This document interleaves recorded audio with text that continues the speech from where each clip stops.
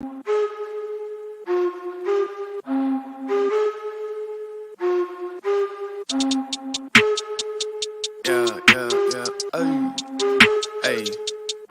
I said, excuse me, but you don't understand where I'm at. I was all around the world, on span, cross the map. I've been laying low and now it's time to pop up, bitch, I'm back. Now I'ma run it up. Snooze on the kid, are you dumb or what? You better go get your numbers up. Now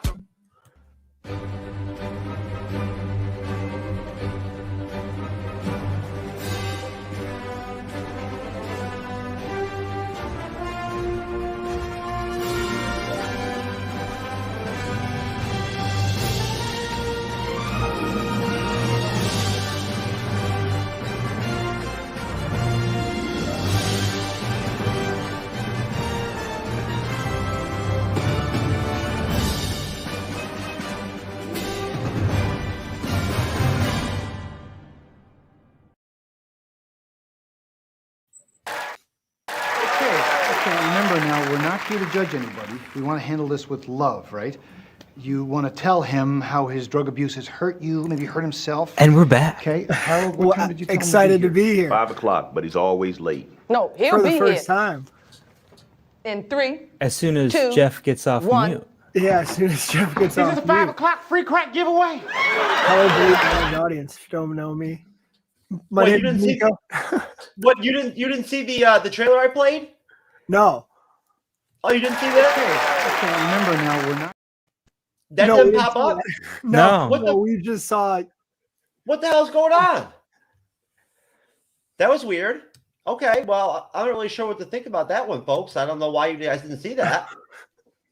Did you see the MCU logo for the Yeah. when I played that? And I gotta Yeah. say, Jeff, what of all the cold openings that have rode into the MCU title crawl, what a hell of a one you chose today for Well, this hey, one. you know what? I've never Look, been in a Marvel movie and seen that segue. Let me tell you. Fuck you, Steve from Bumble. Fuck you. there you go, baby. And you know what, folks? Just to give you an idea of what to expect from the show tonight. Sometimes may be good, sometimes may be shit. There you go. That Adam actually gave me Alan actually gave me that video clip for the show as like advice for how we should expect things with him tonight. Right? Yeah. Right, Yeah, brother? yeah, exactly. I just wanted you to get the kind of the same feel that She-Hulk gives everyone. So Oh, I knew. Oh, There it you is, know that what? blame shield. Bro, that was good, bro. I gotta give you props on that one, man. I gotta give you hella props for that. You know what? I'll tell you right now, fucking Nico, what I love on this bitch, on the Bleeding Edge. What's up, folks? This is the MCU's Bleeding Edge, motherfucker. What up? MCU Phase 5, Phase 6 preview. What up, kid? What up, MCU fandom? Nah, but seriously, I love how people come on here and like, they're good ass fucking people, but they're different than me. They're not like shit talkers. They're not like, you know, they're funny or like, you know, they're good people. They're positive and like, you know, like humorous, but they don't fucking say the disgusting, grimy shit I would say. They're just not that kind. They're not unethical like I am or whatever. I guess I don't know. You take that role. You're the sacrificial lamb of No. It's all good. I'm that guy, but it's whatever. So I mean, you know, yeah. But at the same time, though, like it's awesome though that like I have people like Andrew from Geek News Now Network and Alon that come on and like can straight man with me and shit and whatnot and all that, and then just like I can set them up or they can set me up all of a sudden or some shit out of nowhere, and I'm like, hell yeah, baby, fucking get it. You know what I'm saying? You know what I'm talking about, folks out there in the MCU's Bleeding Edge. You know, I'm not. Don't even think I'm gonna say fandom, but nah. What up, everybody in Bleeding Edge world? Nico, Alon, it is wonderful to see you. Nico, the first time. Alon, guest appearance number 2.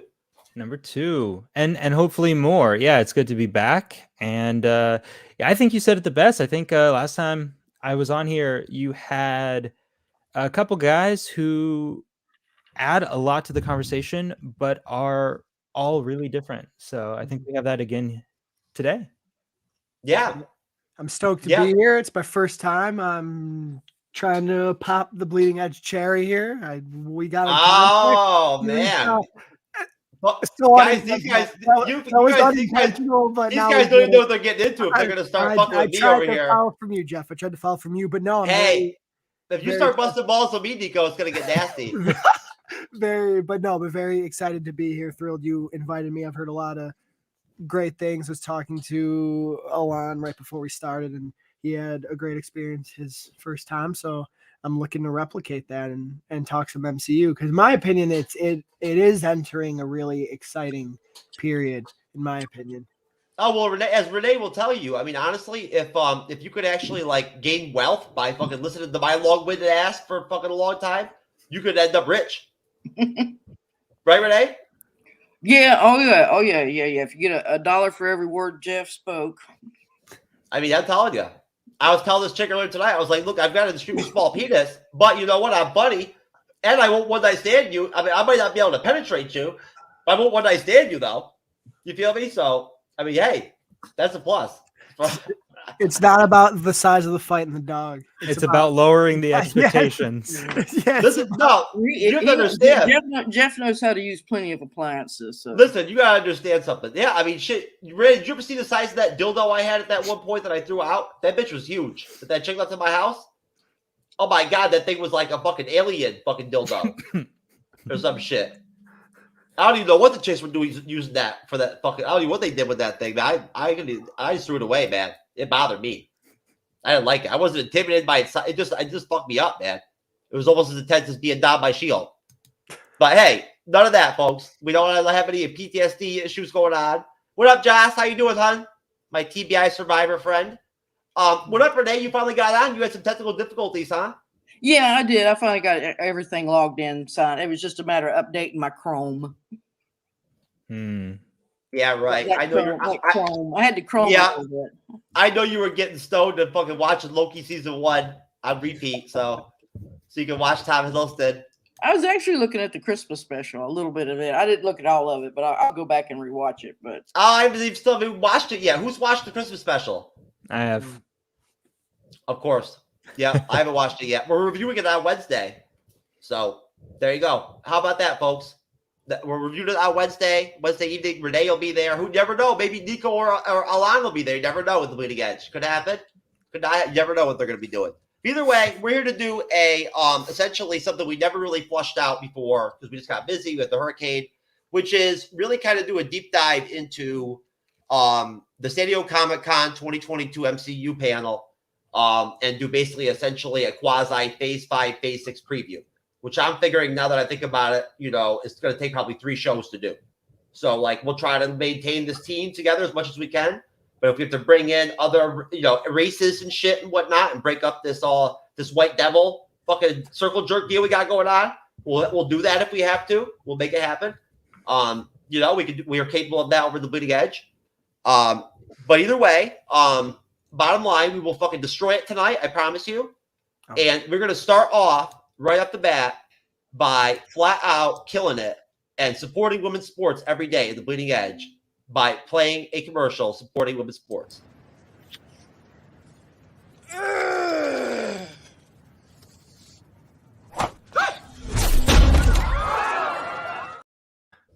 There you go, baby. You know it. That's how we do it. Equality every day at the Bleeding Edge. Every day. You ladies out there that fucking give us these awesome analytical numbers and whatnot with our views and our listens and everything. I don't know what you're seeing that you like, man. Because I'm telling you, it must be Renee's ass, with the fucking skeleton or something. It ain't me. Renee's that charming. What up, Renee? What up? Oh, you did. What's wrong? You didn't like my commercial? I'm waiting. I'm just waiting on you to get ready. Do the show. Oh, okay. I got you. I see. Okay. Well, you know what? You have to do your wind up. We're just waiting. Okay. Well, you know what? I won't lie to you. I've got a good way to start things off. Now you have my attention. So. Okay. Well, I've got a good way to start things off. So right after that, I think a good way to start things off would be for everybody to kind of just give me take as much time as you want, but just basically surmise where you're at right now, currently, mentally, and and emotionally or whatnot, as far as where you're at in the fandom and with Marvel right now coming out of Phase 4, going into Phase 5 and Phase 6 right now at this moment, before we do this show and flush this shit out and talk about everything. Where are you at? You know what I'm saying? Start with you, Alon. Where are you at? And then Renee, and then Nico. You could follow it up. Okay, cool. So pretty much, I mean, I'm a huge comic book geek from DC, Marvel. I love it all, and growing up with the movies, even all the way like when I was little growing up with like Michael Keaton's Batman and stuff like that, right? Like that's just like a good drug to me, right? It's like I get my my high from watching these things. And I think like the best for me, like the best kind of high I get is when I feel like I watch a Marvel movie that like after the credit scene comes on and then it's kind of like hyping you up for the next one and the next one and how they all connect and everything. And I feel like now for phase 4, I feel like from Iron Man to Endgame was like the main story of a video game, right? And now phase 4 is like those side quests that you never really want to take. Yeah. But and I'm hoping like it's like I'm playing through, right? And I'm like, oh, it's gonna get better. It's gonna get better. It's like a bad girlfriend, right? It's like she beats you, she hits you, she talks shit at you, and you're like, ah, man, but you know what? In the beginning, you were so good. I'm just hoping you're gonna get better. And I like some of the shows. I wasn't crazy about any of the phase 4 movies, except I will say I did go see Wakanda Forever last night. And I thought that actually had, for the first time in phase 4, a lot of heart in it, probably because it had a lot to do with like Chadwick's passing. But I mean, it's kind of sad that that's what it takes for like. So the only heart you got out of it was somebody who's dead. See, that's kind of my point, right? It's kind of sad that that's like the moment that they actually like gave a shit to write something good for this phase. But then I was like, maybe look at that. Look at that dichotomy, folks. Look right there, what he just flushed out. Chadwick's death, right? How that affected Black Panther. The only thing he took from that film was Chadwick, right? Now look at where the MCU's at. Seriously. Okay.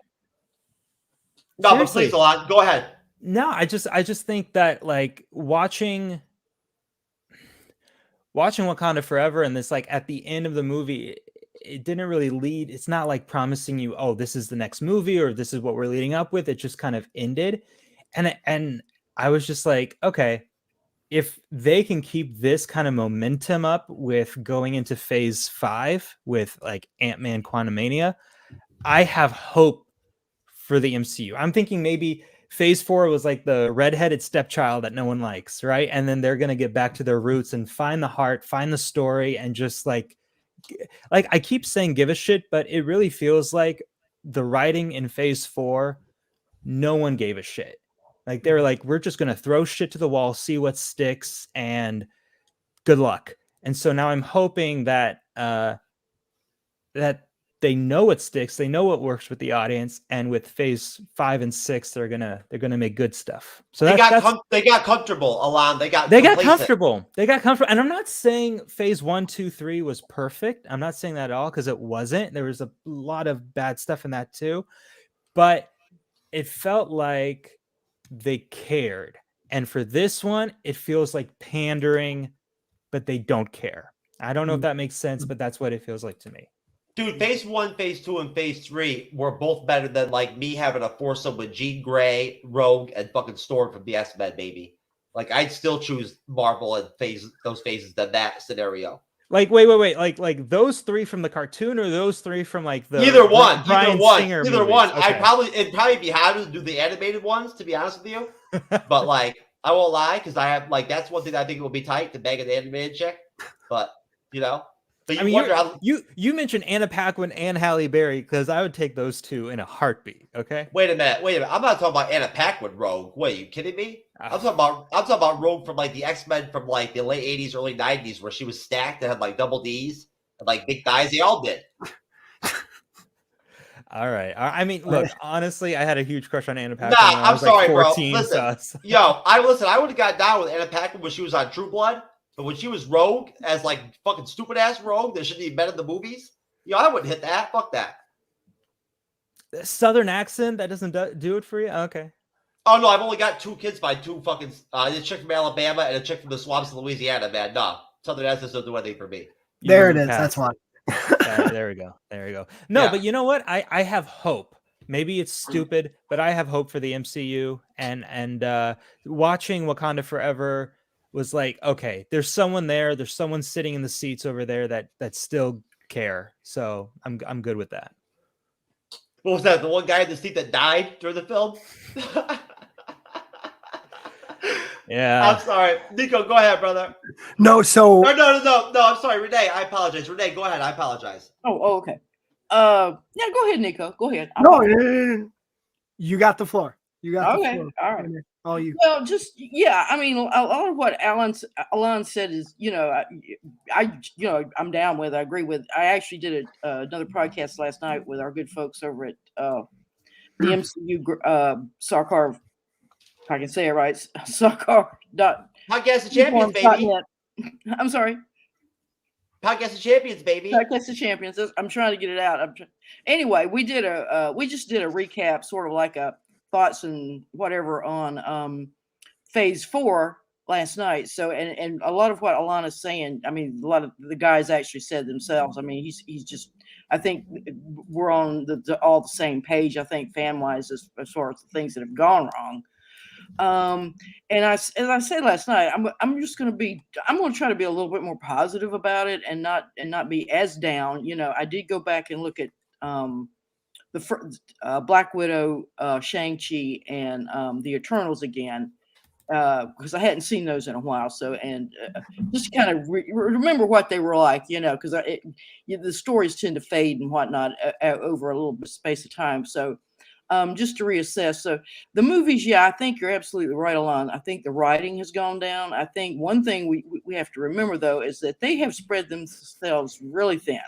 Mm-hmm. They don't have the same pool of writers they could use for 1 or 2 units, going back and forth as they were doing these movies. Now they're spread. Now they've got 3, 4, 5 units all working at the same time, making this TV show, that movie, this whatever, this cartoon series. So, I mean, they have hired a lot of new people, and I guess it shows. They don't know. Maybe they've hired them because they're quick writers or whatever, and and they're pumping things out that I think below par for the most part. There have been some really good TV shows, and a few of the movies I thought are really well done, and then others I think are just a shame to what has gone before. They talk at the Eternals, I think, had the worst ratings, Rotten Tomatoes ratings, I think, ever of any of the projects so far. And then, you look, I went back and looked at that. And then I remember seeing Thor 4, which I've seen twice already. And the Eternals is far better movie. Is a far better movie than I agree 100%. Miles. So yeah, I mean, so. And I think we put a lot of expectations into it, and we've all gotten anxious about it, and we're oh my God, if they don't do this, and I don't think we had that back in the other phases. We were it was all evolving with it. We didn't know what they were going to do in the beginning, and how this was going to shape up, and it just each couple months or whatever, 6 months or so, another movie had come out, and that's all we had to talk about. Now we got all this other content and everything that's going on, and all the political crap that kind of creeps in from the edges and seeps in, and whatnot. And what are you talking about? What are you talking about, Renee? What happened? What political crap? What happened? I didn't hear anything about that. Well, you know what I'm talking about, off the internet and stuff like that. I'm not going to go any deeper further than that. Is I don't want to start a war here. I mean, you know what? Let's just call it jibber jabber. All the jibber jabber, useless crap that's been coming in from the outsides. People's opinions and whatnot. Mm-hmm. And so I think that's been an issue. So but overall, when I stop and think about it and look back on the phase, I think it's been pretty good. I mean, particularly the TV series. I mean, they've experimented a lot. Yet not all of it was, good. Not all of it was well done. But you know what? Hey, give them a little room to fail here. Not everything's going to be perfect. And, so maybe they've got some of the bugs worked out. Hopefully, I don't know. We'll see going forward. Okay, Nico. Now, my brother, have at it. Hey, it was worth the wait. Trust me, it's worth the wait. 2 great perspectives so far, and I agree with a lot of what I heard so far. A lot of great points being made, and especially the two big points I agree with is that it does feel like they got very comfortable. They did get very complacent and also got to the point where they thought they could do no wrong with how huge Endgame was and even how big Far From Home was coming off of Endgame. Even pre-COVID, it really looked like they could do anything and the audience will be there. The fan base will be there. And then I also agree that they're in turn are spread way too thin, and the quality of talent, especially from a writing standpoint, that they're getting is not as holistically strong as it was in phase 1 through 3. But I will say this, with all that being said, I'm in a really different place than most people with phase 4 because I've actually really liked a lot of it. And I'll tell you why. As you can see, I'm a big comic book person as well. And I've always been a little bit more DC leaning, but then of course with the explosion of the MCU, that really brought, I think, a lot of people to the Marvel space. And even though I'm more DC leaning, Spider-Man is my favorite character of all time. So it was cool to immerse yourself more in the Marvel world and the Marvel Comics world. The thing that's strange is that, or that's different about me, is I'm more excited where it's going now when we talk about all the stuff that, you know, they have planned through. I think some of it got pushed back to 2026 now, but all this planned through 26, I'm more excited where that's going than I was for like Infinity War and Endgame, because I'm someone who started to really get tired of the MCU during phase 3. I thought a lot of the movies felt the same, and I thought a lot of them, like Captain Marvel, Ant-Man and the Wasp, even the first third of Spider-Man Far From Home, that they are so reliant on the universe that I feel like I'm not watching a character-driven story anymore. I'm watching a placeholder for the next thing, And I actually think, even though phase 4, you can argue quality, there is a lot of different flavors in it. Not a single one of the shows feel the same to me, and not a single one of the films feel the same to me. I think there's some cool style in Black Widow. Then you turn around and you have Sam Raimi doing a really campy horror flick for Doctor Strange. Then you got Taika doing his thing with Love and Thunder. You got what Chloe Zhao tried to do with Eternals, and in Wakanda Forever, I think the way they shot a lot of that on location from a visual standpoint, and the way they're able to make that story so real, and we're able to take something from Chadwick's death, but also make a pretty compelling story about vulnerability and, you know, competition for resources. So I've really loved some of the swings they've taken. Yeah, not all of them have landed, but I've had a really great time with phase 4, and I think it's because even though it was hard for them, I think they were damned if they did, damned if they didn't. Because if they would have done the same thing again, I think you would have a lot of people saying, okay, now they're just doing all these single movies. They connect to this next thing. At the same time, that is, I think, what people want. So I've liked this little placeholder. It feels like the most comic book world now. Like now they're really comic book, because in the comics, all these other stories and continuities and crazy things happen. It's not all as streamlined as you would want. So I've really embraced this kind of throw it at the wall and see what sticks. And then we'll see how phase 5 and 6 take it, because those definitely look like there's a little bit more direction there. So I'm in the minority here, but there's a lot in phase 4 I've really enjoyed, just because I think it's because a lot of it was unexpected for me. And there are a bunch of projects that I thought I was strongly going to dislike that I ended up loving. WandaVision is one of them. Miss Marvel is one of them. Eternals is one of them. So yeah, that's kind of where I'm at. I want to Go ahead, Lon. Jump in. I just want to bounce off of something Nico said, which I think is kind of like, for me, when I watch a movie, the only thing I don't care about how cool the special effects are. I don't really care about like the budget, or you could have like or the cinematography, right? You could have like a stupid low budget shot on shitio. If you have a good story arc, if you have a good character arc, and I think that is actually what makes the MCU so strong in the first 3, is because you are following Tony Stark, who's this like self-indulgent, super pretentious, all into himself, out for no one but himself. And then you have Captain America, self-sacrificing, and then you take it all the way to the end of Endgame, and they change slowly over time, right? It's not like a flip of the switch sort of thing, right? but you have these incredible character arcs spanning across 10 years. And then you have a show like She-Hulk. And the reason I bring up She-Hulk is, for me, I think it was the weakest out of all of Phase 4, personally, because everything that Bruce had to go through and to understand about himself, and to do that and to grow into managing the Hulk and still being Bruce Banner, She-Hulk did that in the first episode. And I felt like there was no growth for her. There was nowhere to go for her. And so I'm watching this how many episodes? 6, 7 episode series, and I'm just like, why do I care? Like, she's there. Like, it's hard to care. And I think that's a huge problem, is that the ones that maybe fall flat don't have that kind of cool character growth, and the ones that do really well, like Eternals and Miss Marvel, did, right? I agree. I'll jump in there a little bit on. I agree with that. I think the way they handled the She-Hulk was just really wrong. But I'll disagree with you here. I do think the idea that she had it, the snap. I got this. And then I think that story that story did sort of play out, because hers was going to be in reverse. She was going to have to go through trying whatever. She had control of the She-Hulk, but now the She-Hulk was taking control of her.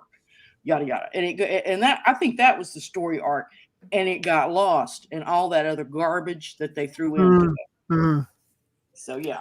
So I agree. I mean, it was a failed episode. It was a failed series. It must have gotten so lost because I didn't see it. Well, yeah, you had to look for it, but it was there. Yeah, we did a breakdown of the shows, Jeff and I also did a little bit with the other guys, and yeah, that was one of the things that I touched on. And I think when you kind of look at it, if you look at what I highlighted when I talked about it, yeah, you could sort of see how they were actually even dramatizing it with her. But anyway, that's just on that. We're here to talk about the Comic-Con. Well, I want to be clear. This is basically what occurred in She-Hulk from about episode 5 on. Is there gonna be a car? Oh yeah, yeah. It opened up. There you go. There's She-Hulk right there. That's She-Hulk. I do want to touch on something Alon brought up, which is a thought I've.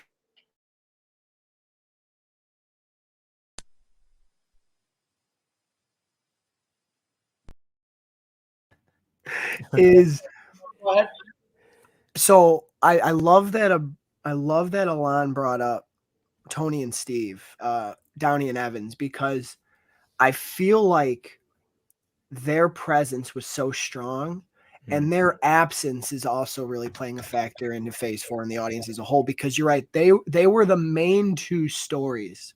Nico, really paid off in Endgame. Nico, listen, hold on. Hold that thought, okay? I've got something connected to that right now. Yeah.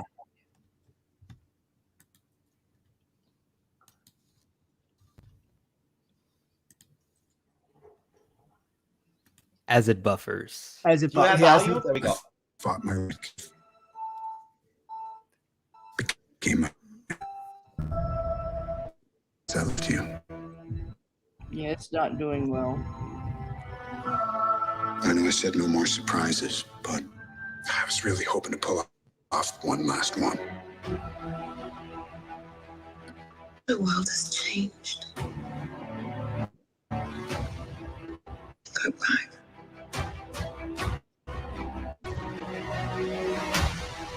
All we can do is our best. And sometimes the best that we can do is to start over.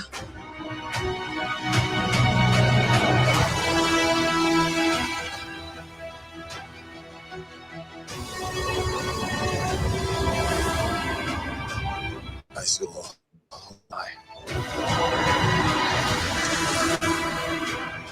I keep telling everybody they should move on. Some do, but not us. Even if there's a small chance, we owe this to everyone who's not in this room to try. We will. Whatever it takes. takes. Whatever it takes.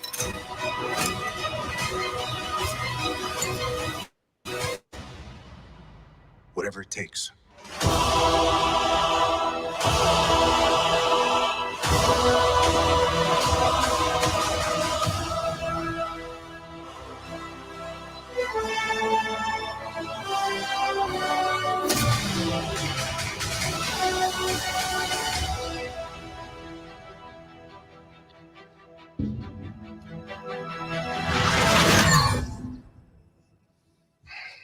I thought Brie was going to catch the hammer.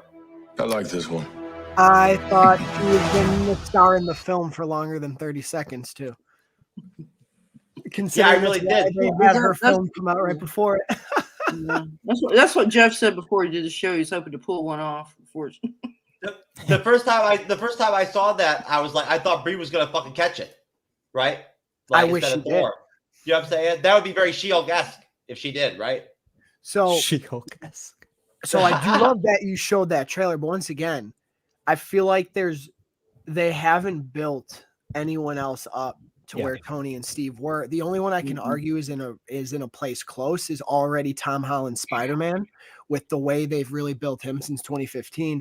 And I think that's what I do like about Phase 4 is they are trying to establish some of these characters again. Like what nobody gives credit to Multiverse of Madness for is it is a great true sequel to the first film, and it really picks up on his actions from Infinity War as well. And so that's why that's one of the stronger written movies I would argue in Phase 4. I would say having a conversation with Brie Larson and Chloe Zhao would be like the Multiverse of Madness.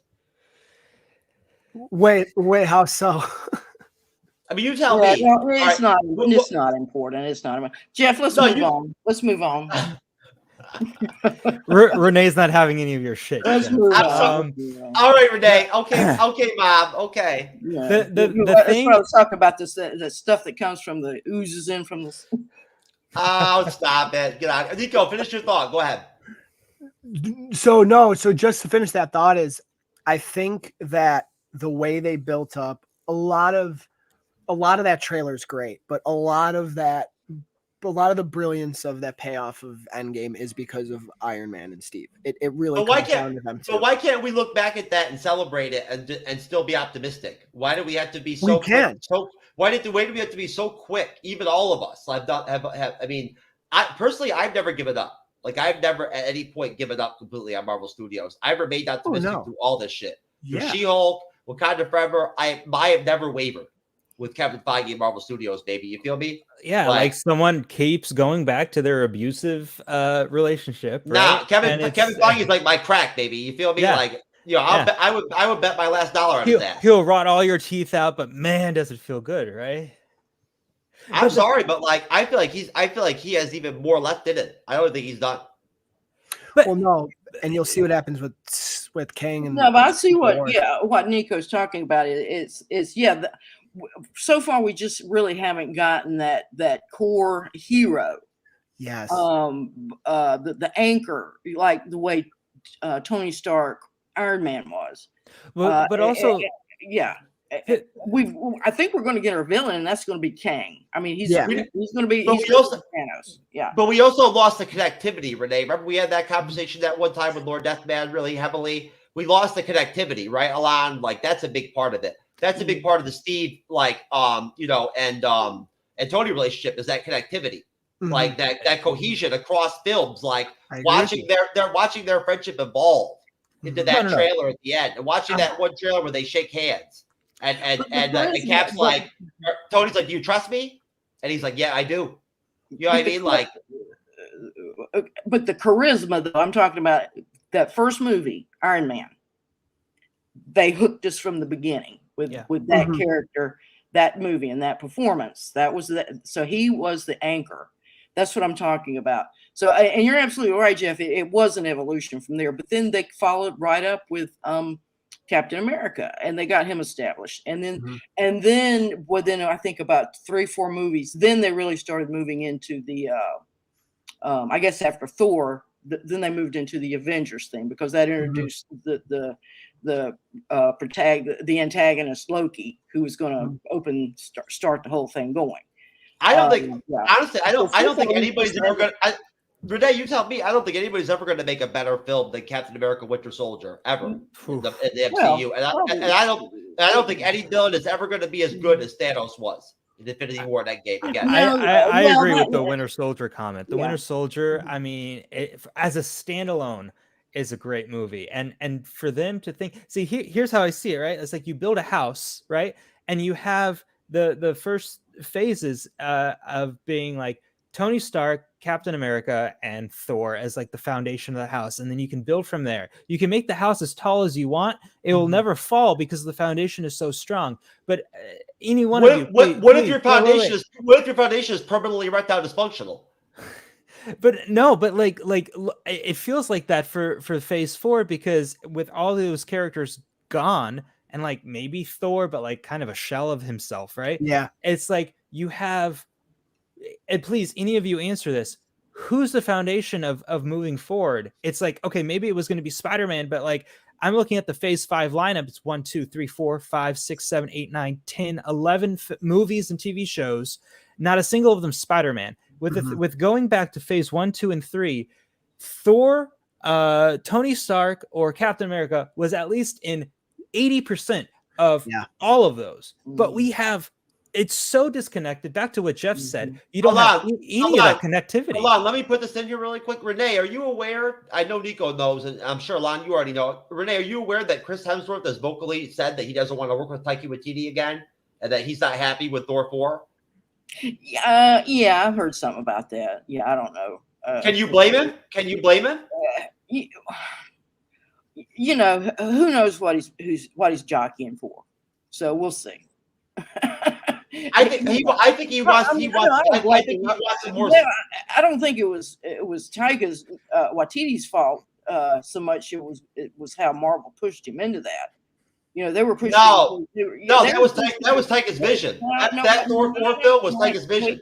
They pushed him as the fat Thor in the Avengers films. Yeah, but still, Taika was already said in interviews that when he did Ragnarok, he already knew what Thor 4 was going to be. He'd already planned, and he has to, and Taika has to work within the field, within how that character arc is already gone. He can't go back and. You know what I'm saying? Even the tropes. Wait a minute. Regardless, go ahead. That was a poorly written film. I mean, he could have done a lot better with that than poorly structured too.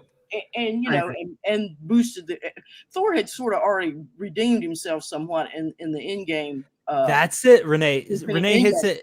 Renee's hitting it on the head, because you have like this back and forth with Thor's character arc. It's like, where do we stand? Dude, I'm telling you right now, if it wasn't for fucking what's his name? That Taika plays. What's the Rock name? If it wasn't for Korg, I would have killed myself in the theater when I saw Thor 4. You know, kept me alive, baby. You know what's interesting is that they do try to replicate a lot. Like, it's funny to hear, because I did see those comments from Hemsworth that he hopes. Why did Korg have to be gay though at the end of the movie again? Like, I mean, why did that have to happen? Oh, who cares about that? We're talking about Hemsworth. Yeah, I don't know.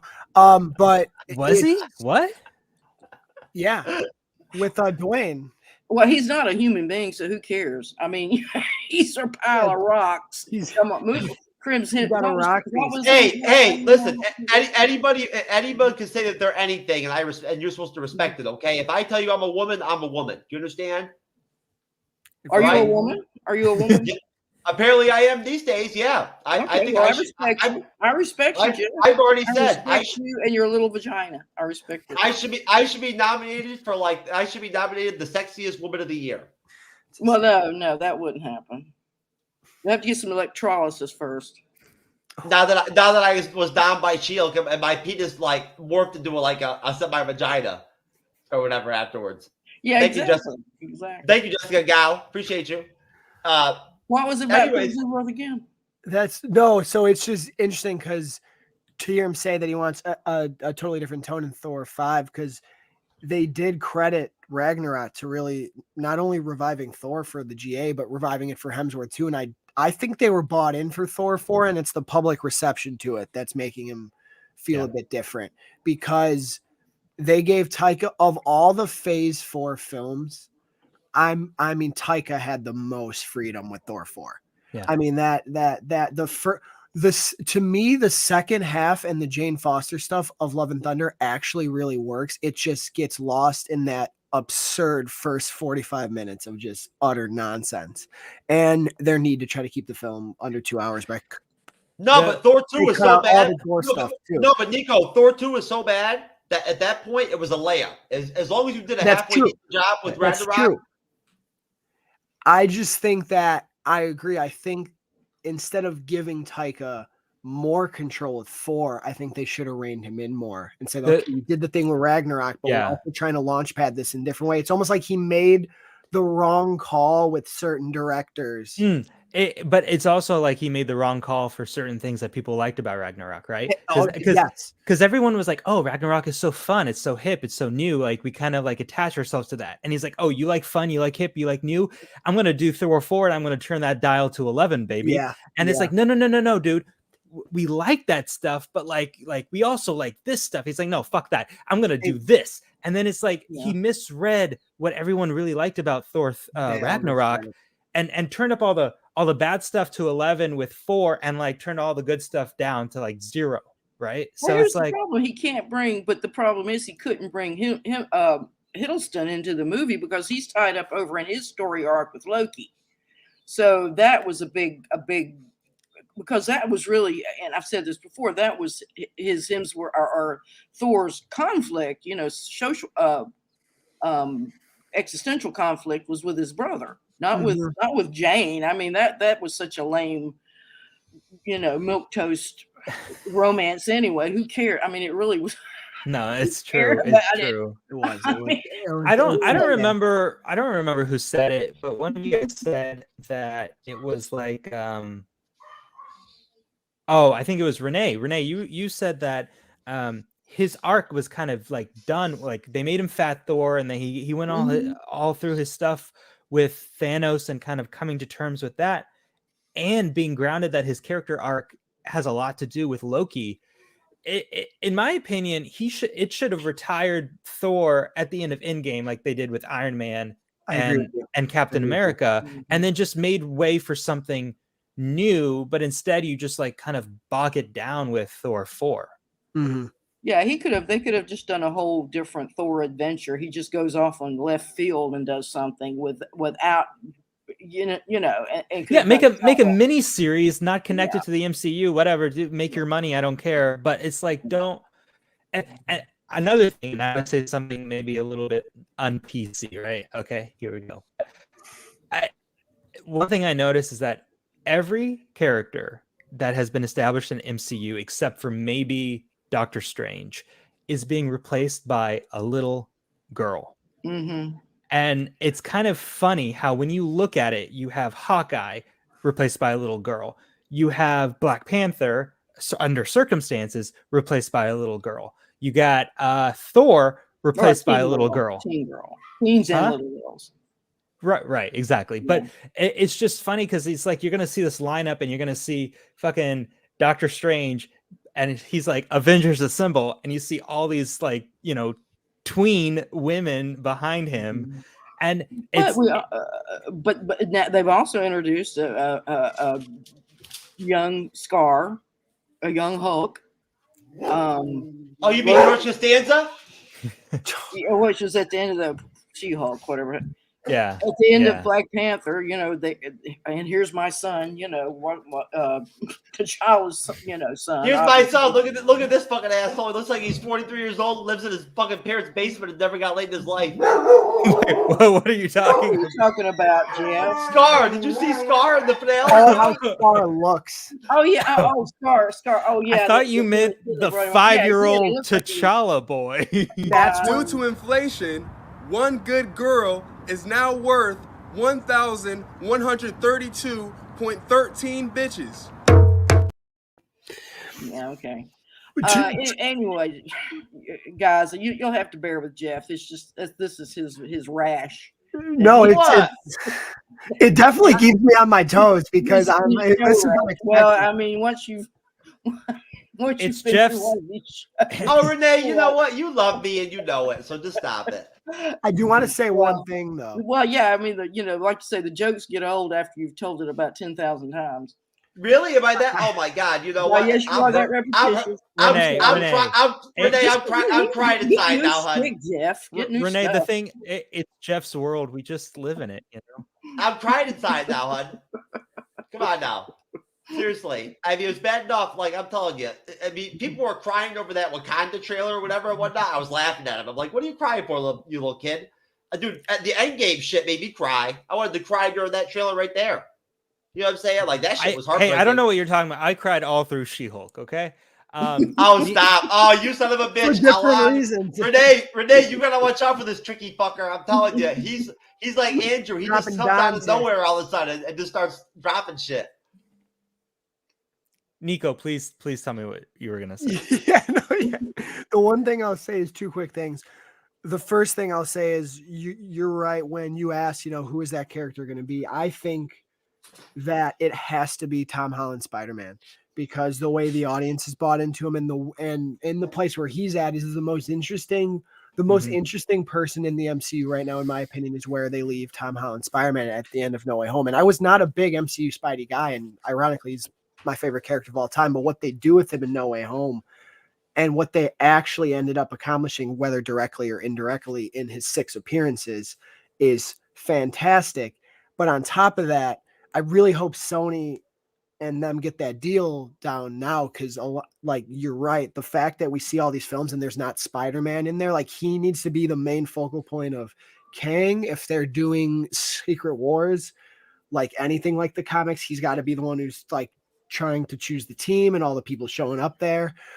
He needs to be that, because what Phase 4 has tried to do is establish that next wave of Avengers, and the films have not captured, those characters have not captured the audience, I believe, the way they wanted them to. Well, they're still blending into characters and whatnot for the other phases still, though. You got to remember that. Like, that's true. They're also trying to set up that Young Avengers thing too.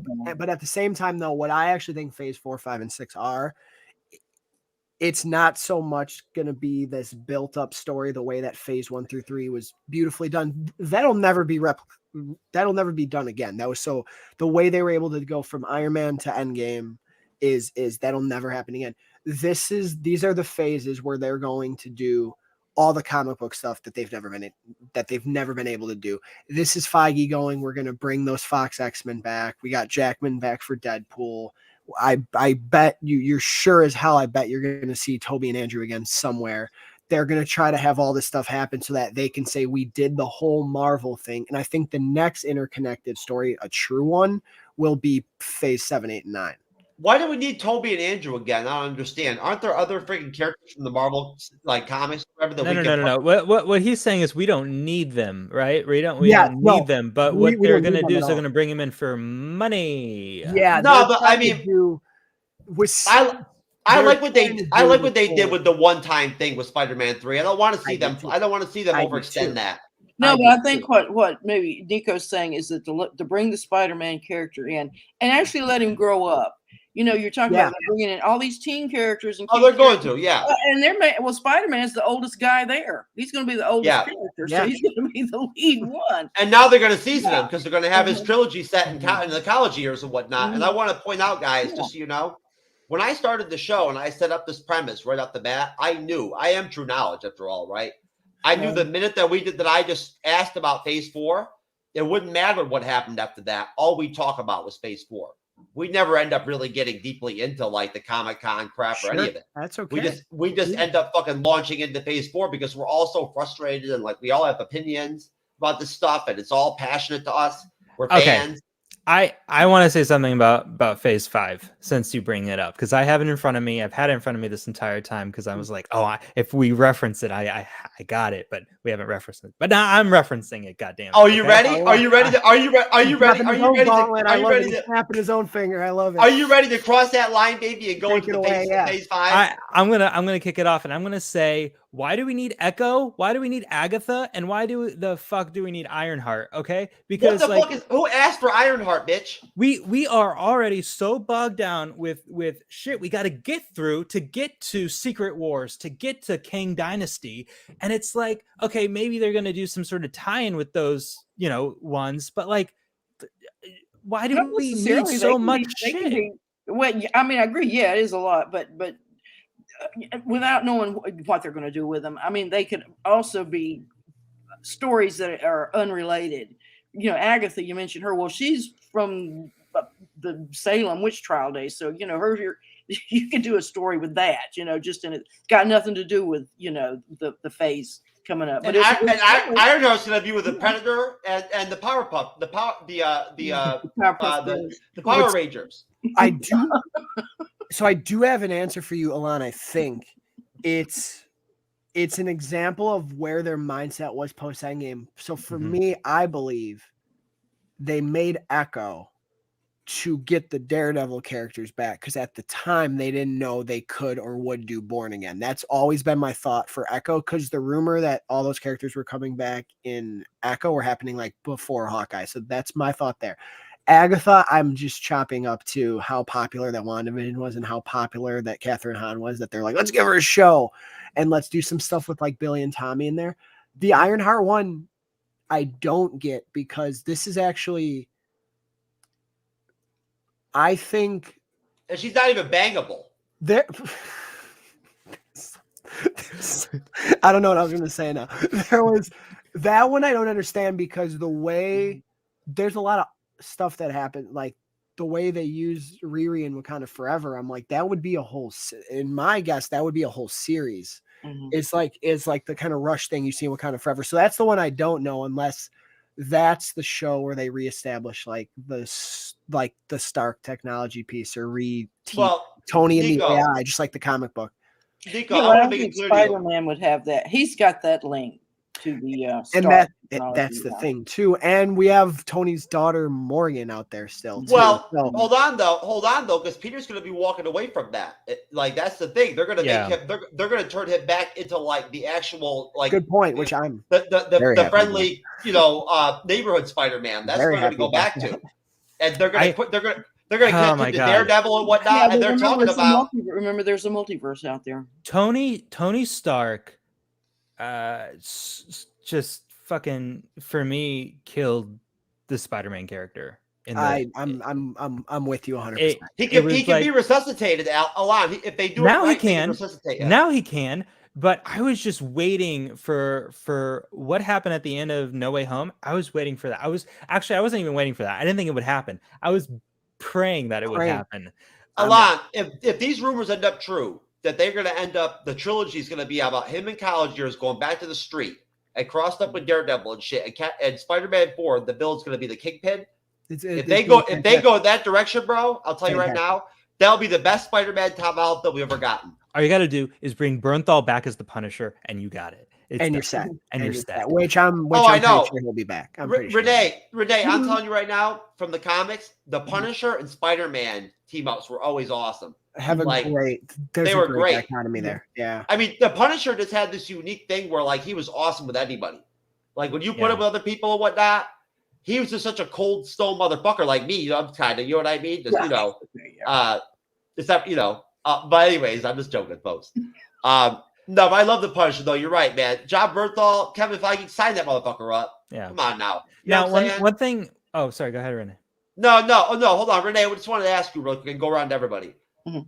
Honestly, straight up, do you honestly feel like it was necessary at all for Echo to even be in the fucking Hawkeye series at all? Renee, did we have to have Echo in that series? Did she add any value at all? She didn't really add a lot to it. I didn't think so. I think the story was Yelena going after Hawkeye, trying to come to resolve her issues with the death of the Black Widow and all that. So I think it kind of got sidelined. Yeah, I think she's connected to Kingpin. Of course, Kingpin's important to bring back. So, however that's going to work out, I don't know. yeah, I don't like you say. I don't think she really added that much to the Hawkeye series, and whether I'm not that interested in anything coming up, but I'm not going to condemn it without seeing the product first. Well, I'll tell you right now, this might have been what fucked me up with the Podcast of Champions. When we were doing the review of Hawkeye, where Echo's father died, it was my turn to answer the question of what I thought of the scene. I was like, well, if it was me, if I could have directed it and whatnot and everything, I would have had like Echo hold her father dying, and like instead of like him reached out for a face and shit and whatnot, he would reach out and grab their titties while he was dying. I'm like, I need the last titty, baby. You know what I'm saying? Like, Anyways, yeah. Okay, Jeff. Nico. Nico. Honestly, that you, Alon. Did we really need Echo in that series at all? Well, that's what I'm saying is I don't think so, because I think the plan was let's bring Echo in the show, and then in her series we'll give her a series where we can bring back the Daredevil people before the plans change and they could do Born Again. Because the problem I really thought like Hawkeye was pretty great till the finale, because then you see they tried to subvert you and then force all this Kingpin stuff in that finale, and the Yelena stuff was way more compelling. The kind of the payoff to Hawkeye's relationships with Nat and her death, I thought the way they built Kate Bishop was great, but then you had this awkward Echo thing, and I kept going, where is this going to come? And it just happened to be, oh wow, she works for Kingpin, and now she's going to get her own series, and like that was it. She ultimately ended up being only a way to like keep Kingpin only needed for one episode in the finale. And so, yeah, I'm with you. Her stuff feels hollow, and her stuff actually holds a lot of that finale back from being great, because we had to keep going to that, her and her brother or whatever, or whoever that guy was. I forgot who she had to also kill or whatever. It's just, yeah. So I don't know. Cause there's also some rumors about that series not being like the production of it being really tricky and a lot of rewrites and stuff. Because once again, I think it was going to be this soft reboot for Daredevil, and then they gave Daredevil an 18 episode series. Yeah, I do want to make something really clear of what I said earlier, is that like, go ahead, Lon. Echo, Ironheart, and Agatha, I just brought them up because I feel like in the direction we're going, Secret Invasion could be really relevant. Close out the Guardians trilogy, bring Loki season 2, Blade's going to be awesome, Marvels, you've already set that up, right? So the only reason I bring up those three is because I feel like they are the ones that with the least traction. Now, I might be wrong. They might be the best out of all of this, right? They could execute this beautifully, and it could be the best 3 shows out of all of Phase 5.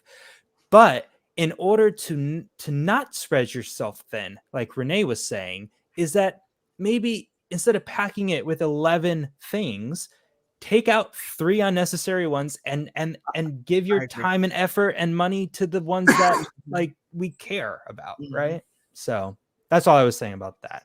I wouldn't be surprised if you see one of those not already in production. I think the only one actually that was in production was Echo. I wouldn't be surprised if you see some of these things morphed into the special presentations that they've been doing, or just completely out because they changed Armor Wars to the film. Now, see, Armor Wars, which is not mentioned in the lineup, is a very interesting thing, because if a lot of you don't know about anything about Armor Wars, is that it's when a bunch of Stark tech gets out to villains, and then the villains start using Stark tech, right? So you could easily tie in Ironheart into Armor Wars. Super easy, right? And so they are, Alon. They've already said they're going to do it. I know, but what I'm saying is, then why do you need an Ironheart series? You don't. Yeah, exactly. Especially when you show her origin basically in Wakanda Forever. Yep, that's my point. Which is basically what I want to know is who set up the collaboration between the Power Rangers and the Predator at Wakanda. All right, because I mean that was some seriously. Oh, you're talking about the. I thought it was Purple Girls. Her suit's really bad. Yo, that was some serious Multiverse of Madness type shit right there. It was so stupid. It's so stupid because she kept saying, "Oh, it's ugly," and then it ended up actually being ugly. It's like, don't do that in a film. Don't already say like, "Oh, this design is ugly," and then it actually be ugly, right? Yo, when they were in the lab when they were in the lab, Ironheart and fucking Shuri, I thought that they were actually, when they were fucking with the herb, I thought they were going to create a human life in the lab. Like when they got I swear to God, Yeah. when they were talking about Chadwick's DNA, I was like, yo, they're gonna make a fucking baby to prove that they don't need men. Like that's what's gonna happen next. That's what I thought was gonna happen. That's how fucked up the movie was to me, bro. Don't believe. That's where my mind was at that point. I was like, yo, they're gonna make a baby right now. They 3D print the baby. Well, you know, it's possible in nature. I swear to Christ, I'm not lying to you. There's a religion. There's a whole religion based upon that. Possibility. That's what I was expecting to happen right there in that scene. I was ready for a baby to be created right there. The Holy without a Spirit man. came down and created a baby out of a. Yeah. Oh, I thought you were talking about clownfish, how they can just switch gender and like reproduce Well, themselves. I'll tell you right now. There's some lizards and whatnot. I think They better not assign that baby. Parthenogenesis or something like that. Anyway, They better not assign that. They better not assign that baby's gender. Don't worry about it. They better not assign that baby's gender. That's fucked up. Don't be doing all that. Me too. They'll all be women. Yeah. There you go. It's already Like assigned. Like the Amazonians. Like the bees. Like the Amazonians. Drones to keep the bee happy, keep the queen happy. Now, All right. what's crazy to me is looking at this Phase 5 lineup, the thing that they have the most established that they've been working on so hard through Phase 4 is the Thunderbolts. They have built that up more than anything, with Julia Louis-Dreyfus being like the head of that, right? Mm-hmm. That's honestly, that's like my Avengers. That's the thing I'm most excited for, because that is the connecting link between everything so far. Mm-hmm. Could be. Yeah, I'm looking forward to that too. The whole Thunderbolts and the Fantastic Four and all that's, you know, of course I know that's a ways off, but no, you know what? I've actually got something. I've got something else to play real quick for you guys, real quick. A little bit of another throwback for you, and then we've got some Phase 5 stuff too. I want to talk about the Thunderbolts. I do before we end up getting out of here, but really quick, if I can get this to work. Sorry about this, folks. A little technical difficulties here. I'll stall in the meantime and say, I think what's cool about the Thunderbolts is seeing like Florence Pugh be able to lead something like that. Yeah, agreed. Of course, because a man can never do that. I was just gonna say I'm excited to see they proved it in the other phases. I'm just kidding. It's a joke. It's how fucked up things are right now. It's how ridiculous things are right now. Of course, mine's a joke too, Jeff. Mine's a joke too. I think it's awesome Yelda Belova was going to lead the team. I love Yelda. Yeah. I love Yelda Belova. You know Black Widow was solo film was my number 2 film of last year. Yeah. You know what I'm saying? I love Yelda. And you're just agreed that she can lead the pack. Widow was your number 2 of phase 4? I gave her my Monica Rambeau award for Hawkeye. And just so you know, Nico, Alan, a lot I've already told you about it. The Monica Rambeau award is what I give out to every secondary character in every Disney Plus series that stands out and like breaks out. What was your number 1 of last year? If Widow is 2. WandaVision is number 1. Black Widow is 2. Loki is 3. Falcon and the Winter Soldier is 4. And then Spider-Man is 3. That's 5. It's 5. It should be number 1, but that's okay. Spider-Man 3? Yeah. Really? I'll give you a soliloquy on why that thing is fantastic, but a different day.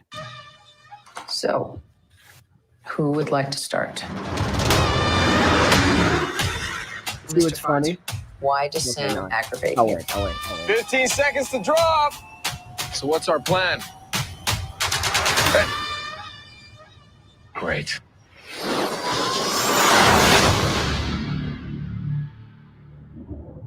I actually really like Falcon Winter Soldier. Cannot be allowed to exist. I just think I have no Black intention Masters are the to worst leave my ones work in the unfinished. They don't make any. I don't. Now COVID did change. I think their storyline a little bit, so I give them that grace. But I didn't understand Where do we that. start?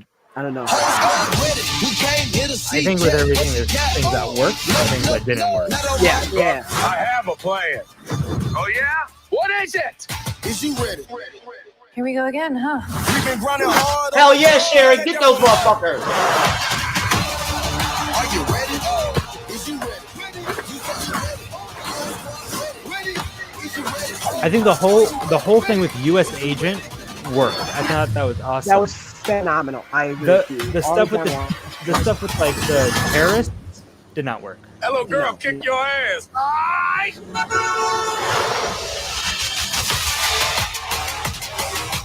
Gotta get that first shot off before that bullet hit me. See? That wasn't so hard. Are you ready? Is you ready? Ready. Okay. You say you ready. What are you doing? Whole squad ready. Are you having a staring contest? Are you ready? Ready.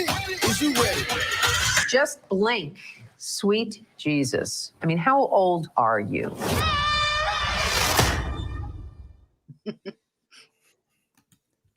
I think Thoughts, their Scott? I think Go ahead. their dynamic is awesome, but I think it was just Falcon and the Winter Soldier is another one of those examples where it was bogged down by political agenda, and it distracted from like the fun you could have had with it, and then you just were like, it's fucking this. It's trying to tell me this. It's trying to make me believe this, and it's like I don't want that when I'm watching this. I just want. I didn't get any political agenda out of it.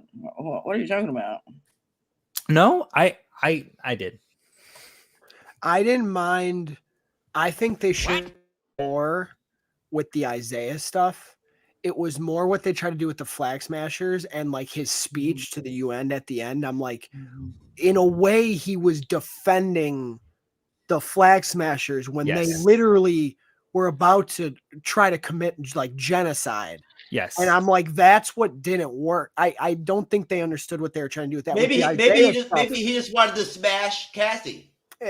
Maybe, but with the Isaiah stuff, I thought it worked, and they didn't do enough of that. Like, and that's what I'm talking about, Renee. Yeah, that's kind of like the political stuff. It almost seemed like I don't want to say propaganda, right? But like, I don't know, man. No, I think it was referencing to a degree the Tuskegee experiment. Yes, that's right. That's exactly what it was connected to. Yes. And it was what it was talking about was how the government would take in these people, and it wasn't just that. I mean, it was the CIA did it. They brought in people and had experimented with LSD on them. And of course these were volunteers. They didn't force anybody into it, but there is that Kafka-esque stuff, that covert stuff that did go on. Likewise, there were African Americans who were well qualified to have been Mercury pilots. There were actually 2 that were on the list and had trimmed. One actually went all the way up. I mean, really almost to the final selection, and then he was cut at the very end. And then there was the Mercury 7. If they had if it had been a Mercury 8, then he would have been the 8th astronaut. But anyway, just so those things did happen back in the day, and so I think they were referencing that to a degree, and then putting in the super soldier stuff and all that, which is more conspiracy theory type, invasive type. The government's coming in and forcing this stuff on us, and stuff like that, which I think is far not exactly the truth, but anyway, there are a lot of people that do seem to believe that nowadays. But anyway, I think I think politically it was handled, I think, for fairly middle down the road. I mean, depends on where you're at on the political spectrum. I didn't see it as being I don't know what you want to call it, trying to force an agenda on somebody or anything like that. No, I didn't feel like it was trying to force an agenda. I just thought it got muddied. It got okay. I felt like you just didn't want that element in the story. I felt like my inner white devil was coming out of me, baby. No, it wasn't. No.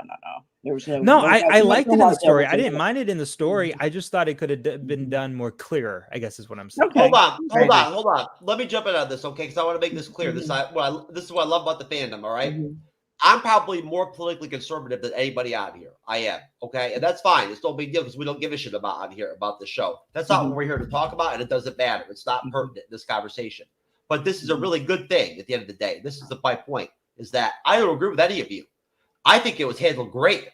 I thought they handled it fine. Maybe the bank scene with where they didn't give him the bank was a little bit come on now. That was kind of fucking stupid.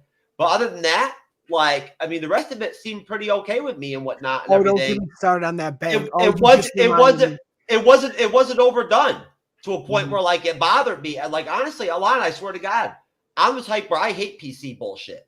You know what I'm saying? So for me, but see, that's the thing is, I didn't think it was PC or not. I didn't think it was one way or the other. I think it was just they try to be too analytical and political about it in the sense that it's you muddied up your message. That's what I felt. Well, we can't get it. It's cultural also, Alon. This isn't just political. It's cultural. I think we're not really arguing over so much political.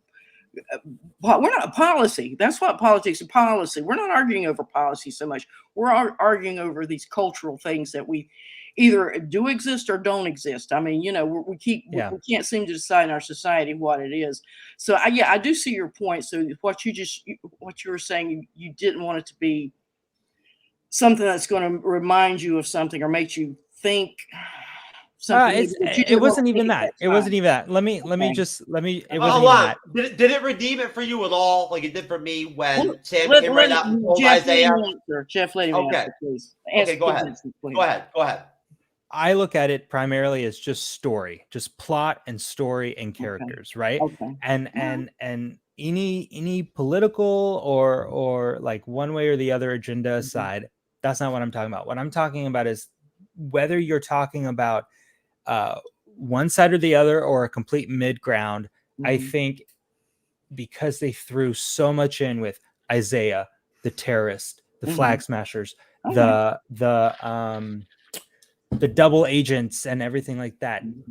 It got so confusing and muddled in the end that I was sitting there Sharon Carter becoming the freaking the power exactly. broker or whatever. I was sitting there who am I even rooting for at this point?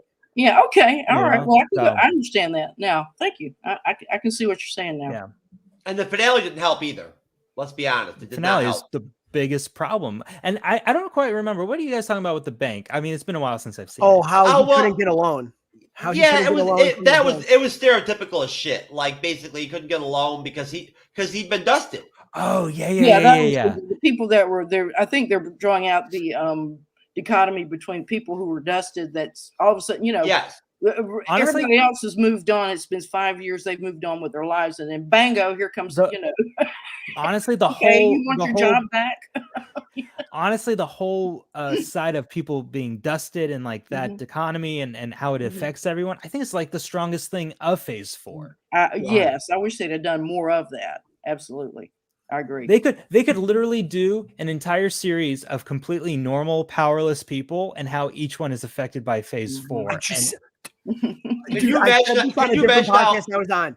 We're on the same page here. That would be the most interesting MCU because you got doses of it with Monica Rambeau, with Yelena, a little bit yes. I would love because Far From Home tried to make that, and that's one of my problems with that film is it tried to make the people coming back a joke and comical, and you're no, that would be the most traumatic thing in human history. 100%. Can you imagine what a setback it would be? It would be if I ever got dusted to women in general, to the female race.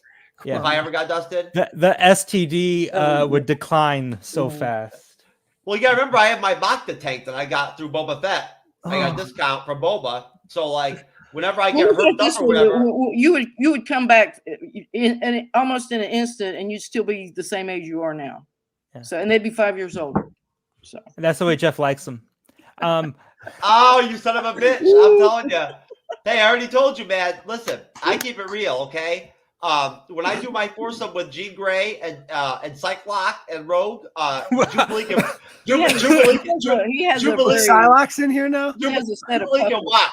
Jubilee can watch. She cannot participate.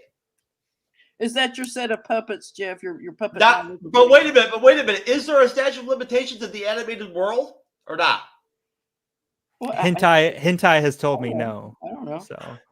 Well, I was on a Star Trek show one time. I had to explain. Oh, to this you're chick talking that about is it okay? Is it?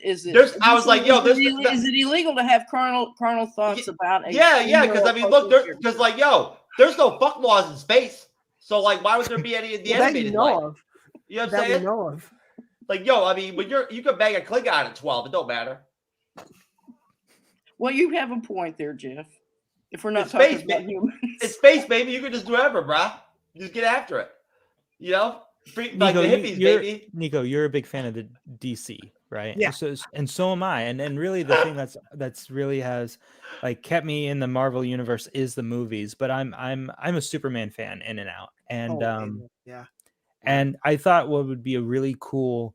I was a big Smallville fan growing up. I don't know if you ever watched Smallville. But, of course. Yeah. But I thought what would be such a cool concept is like take like an average everyday folks and make a whole series about like either Metropolis or Gotham, but just 100% from the perspective of normal people and how like the villainy and the heroics affect them. And MCU has done that a little bit with like how it affects the normal people being everyone's superpowered and stuff like that. But I'm like DC hardcore 100%. Don't ever even like show the heroes. They're like they zoop up in the sky and people are like looking over at them, right? Yeah. But like it's Always all right about after something. It's Yeah. always right after something or right before something. I think that'd be so interesting. I think you should write it and send it to WB and send it to James Gunn and fire that baby up because that. Well, actually, now that James Gunn is in the seat, there actually might be a chance of something cool like that happening. A million percent. Okay. So I've got a question for everybody right now. Okay, and then we're actually going to jump into a little bit of Phase 5 for once. All right. I just want to ask you really quick. Now that we've had this little talk, okay. Now, just real quick. I'll start with you, Renee, and then go to you, Nico, and then over to you, Alon. All right. Now that we talked a little bit and whatnot and everything, right? What I want to know basically is this. Right now, if you had to guess, right, what would you say before we even flush this out? What would be probably your top three, like either like if you want to call them sleepers or like what you see as being possibly the best of what we're going to get from Phase 5 and Phase 6? If you can give three, if you can't, then don't. But if you can do three, give us three. Renee, what's your three? Okay, good question. And you're talking about just comes out of not what we expect. Randomly, whatever it is, whatever three properties you think could be sleepers. Like I said, like I thought Miss Marvel, right? I called that out in the podcast of Champions. I thought Miss Marvel in my gut would end up being good, right? I thought it would be. I thought people would hate her, the character, but the series would be solid, right? Okay. Did I know it'd be better than Moon Knight? Fuck no. Well, I think probably Thunderbolts. I think that might be the one that's going to get everybody's juice going, particularly in terms of maybe getting ready for Fantastic Four. Hell yeah.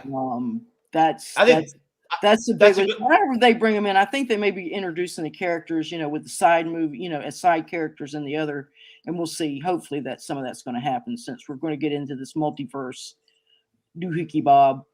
And we're going to get and Renee, we're going to get the connectivity back with that too, because they're going to tie that into Captain America 4 heavily. Right, and then Captain America 4, also Quantumania. I think Quantumania is going to do huge. Me too. I think it's going to be I really think it's going to be a good movie. For some reason. Me too. For some reason, I just have a really good feeling about that one. I bet 20 pieces of crack on that. Yeah, hopefully, and whatever crack is. Anyway, just take a drink. My third property would be. Let me think. I'll try to pull a TV show. And I'm not that as familiar with what's coming up.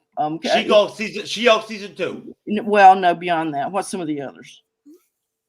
Guys, name some of the upcoming TV shows. Iron Wars, Secret Invasion. Secret Invasion looks really good. Daredevil. So the Marvels could be good. Blade. I think the Marvels is a show, though. I mean, a movie, though. It is a movie. Yeah. Renee, weren't you asking about shows or both? TV shows. What are some of the upcoming TV shows? So you got Secret Invasion, Echo. Ironheart, Daredevil, Agatha, Loki season 2. Ooh, yeah, Loki- that's gonna be a problem. Loki, I think Loki season 2 probably because it's gonna be the most connected. Hey, But it's that's- already I mean it's already won its star, so it's you know, but upcoming, yeah, I guess I'm just gonna have to go with Secret Invasion. Not Yeah, a bad move. yeah, I think I'm gonna go with that one just because I'm not as familiar with the other properties. Renee, your spot on Loki season 2, just to be clear for the review shows, is locked in. Just to be clear, all the way to the episode, to the season. Yeah, you may as well let me moderate it. I'll tell you right now, everybody's going to want to be on that bitch because that's going to be the best Disney Plus series that comes out this year. Coming up, it's going to be. I don't see anything else that's even going to touch it. So I think what's coming out next summer. In the summer. Yeah, and then we're also going to get the animated stuff too. We're going to get the X-Men '97. Yeah, it's going to come out too. Yeah. I'm not into the animated. And like, we're gonna get I Am Groot, which I cannot wait to review that. No, I'm not even fucking watching it. Awesome. Are you actually gonna watch I Am Groot, Nico? Yeah, probably. It's cute. It's Groot. It takes you. Yeah, you can watch them all in about 10 minutes. Yeah. All right, now Nico, go ahead before we go to Alam. So what are your 3? 3 sleepers? I agree, Thunderbolts, because I think there's going to be a lot of cool stuff they do in there. Like, I just know that Zemo's probably going to be in there. I think whatever choice of villain they use, whatever connectivity they're going to use, I do agree that. I also think Loki season 2 is going to be huge because the first season was huge, and if they just cast Katie Dickey, who I think I know who she's playing. I think the story of that second one with the multiverse and the time travel and everything could be great. And then y'all are going to call me crazy. I truly think that the Agatha show is going to be a hit. People loved her. People love Catherine Hahn, and just the way they're going to, however they choose to tell that. And with some of that Scarlet Witch stuff, they've teased like maybe you're going to see like Billy or Tommy in there. I think there's going to be a lot of wild with like Aubrey Plaza being in there. I think it's going to be fun and wild and ridiculous and creepy and everything. And that'll be a show that gets a lot of people just because it kind of gets to be that. I think it's going to feel like its own thing. And that's going to be in the middle of all this stuff. It's going to be like a refreshing watch for people. It's going to be like a nice palate cleanser exactly. between some of these other projects. I do think like a happy ending when you go to the massage parlor. Possibly, yes. Yeah, we wouldn't know, Jeff. Yeah. Is only the massage parlor where Jeff's mom works at. Oh no. Oh man, you took it to that level, Alon. You son of a much bitch. classier than that. I'm telling you, Renee. Listen, Renee, we're corrupting another one. Alon came in all innocent and second shit, and now he's getting all grimy and shit. I had to, man. You said it. Hard guy, baby. He knows up.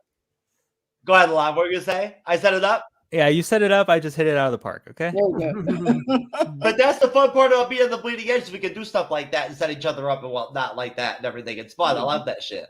I know. But no, what do you got, Alon? What do you got for your number 3? Whew, okay. Well, so I'm really looking forward to Secret Wars, right? So I think anything that's like going to propel you to get to Secret Wars, because I think that Secret Wars and Kang Dynasty aren't actually going to have to do anything with each other. I think we're so used to thinking of the MCU phase 1, 2, and 3 as like it all leading up to Endgame, which it did. We're kind of looking at phase 4, 5, and 6, maybe kind of wrong, right? Maybe we're not looking at it as all leading up to Secret Wars or all leading up to Kang Dynasty. Maybe we're looking at 2 parallel paths going towards the different goals, right? And so I think Secret Invasion, Captain America, New World Order, and well, I guess I would say Secret Wars is kind of those 3 main things leading to that. If I can't count Secret Wars, then I'll say Fantastic Four. Yeah. Because if they can just get the casting right on Fantastic Four, they could do very little to no wrong. I agree. In that sort of thing. And I feel like a dark magic thing is kind of in play too, and that might be more of a I don't know if that's more of a Secret Wars storyline or a Kang Dynasty storyline, but you got Eternals and you got introduction with Kit as the Black Knight. You got Blade and you got Agatha, and I feel like you're working towards like this like magic users baby sort of thing. Monsterverse. Yeah, exactly. And so that's a whole thing. And then the whole thing with the Celestials, I think that's a separate whole thing. And then the whole Young Avengers. You have Avengers, and then you have like the time multiverse stuff, and I think that's a separate thing. So they have all these separate parallel stuff going on that might never connect with one another, right? But it's like, I think what they're trying to do is, instead of giving us like an Infinity Stone saga, right? They're giving us 3 totally different sagas. I agree with you significantly. And if you don't like one, you got 2 other ones you can go for. I think Chloe Zhao designed the whole plan. I mean, you know what though? I think Eternals has a bigger role to play in setting up everything than maybe we initially thought too. Once again, I agree. Absolutely. You know, you brought up something great that no one's talking about, is this idea. Yeah, like it's not going to be the straight through line. There's going to be these different things. I also agree with you. I firmly believe that like Kang and Secret Wars aren't really going to necessarily go together. I think you're going to see different teams. I think it's not a part 1 and part 2 like Infinity War. Wait a minute, hold on, guys. How can you create all these teams and not have more villains? You can't have one villain when you have. I think you have more villains. I think you have more villains than you think. I think Namor is going to come back as a villain. I think Thunderbolts is going to be a Dr. Doom is going to be out in less than a year. I think Dr. Doom's going to be a villain. I think Kang's a villain, and I think think about it. You have the Celestial baddie at the end of Eternals, right? You have the Thunderbolts because Julia Louis-Dreyfus is setting up something that we don't even understand. But that's going to be Earth-based. That's going to be Falcon the Winter Soldier street-based. Exactly. So you have these villains. And then, of course, you have Kang, which everyone's trying to like compare to Thanos, but I don't think you can. You can't, because you're not going to just have Kang. Everyone's going to go battle Kang. I mean, Kang's a dude; he can be beat, right? You're going to have like 3 or 4 main villains, and then it's like maybe they won't all lose. Well, it'd be similar to how Loki was a main villain. I mean, before Thanos, he introduced Thanos. Yeah. So his villainy led to that. And that movie was so long. And that movie was so long ago, Renee. Nobody even realizes or remembers how great of a villain Loki was, and Tom Hiddleston was. Yeah. Oh yeah. He really sold it. But what I'm saying, you can have multi villains, but they're all, and you can have the villains competing with each other. That's what's teaming up. Or teaming up. I think teaming up we've seen before. I think competing with each other is a whole different sort of like animal. Good, the bad, and the ugly type thing. Yeah. And I actually think Secret Wars is going to be this. It's actually going to be, I think people are going to either love it or hate it, because like we just said, I think the Kang Dynasty is going to be this really built up Avengers story. And then I think Secret Wars, you're only going to have a few of the Avengers in there, and it's going to be a multiversal thing of nostalgia. Like I mean, Fox X-Men. I mean, you're talking. But wait a minute, you're talking the rumors that have just come out and everything and whatnot. But what I want to know is this: do you think that at this point it just makes common sense that at the point that we're going to get the Fantastic Four, at the point that we're going to get the Thunderbolts, the point that we're going to get the Midnight Suns potentially, right? Which is what you were talking about, essentially, right? With the Monsterverse and that whole deal, the Werewolf by Night, and the Avengers and all this stuff. You're right. Kang's not like Thanos. He doesn't have the Infinity Gauntlet or anything like that and whatnot. Yeah, but he just got has the multiverse. He's got no, he does. But as an individual, he has technology. He uses laser guns. He wears an armored suit and shit and whatnot. He doesn't have powers or anything like that. Like, you know what I'm saying? Like, I mean, my point is that you have to have other villains. Like, look, you can't have the X-Men and not have Magneto, right? Of course, Magneto's not going to align with anybody. He's not going to get along with any of the other villains. Neither is Doom. When does Doom ever team up with anybody? Unless he's going to fuck him over, right? See, I think they're saving Doom for phases 7, 8, and 9. I think they're saving Doom. But why would they though? I mean, how do you at that point though? How do you even do Secret Wars? Well, think about that's a good point too. But think about this though: if you have Not Doom, there is no Secret Wars. He's instrumental. That, I mean, yeah, but I mean, with Civil War, they really loosely adapt. They do, because if you look at Civil War, Civil War didn't follow comic book Civil War at all, right? No. Spider-Man was never shot. Nothing like that ever happened. So I agree with Nico. It's like it could be whatever they want it to be at this point. I mean, look at Namor, right? It's like he was supposed to be. You mean Uatu? Kukulkan, but like they took the whole, and I actually like the way they did it for him, because it's like I do too. It was new and it was fresh, and I feel like it needed to be done that way. But I think, and I'm going to go on record saying this, I think the Eternal storyline where they're building up, maybe that leads to more of a Kang Dynasty thing, or maybe whatever.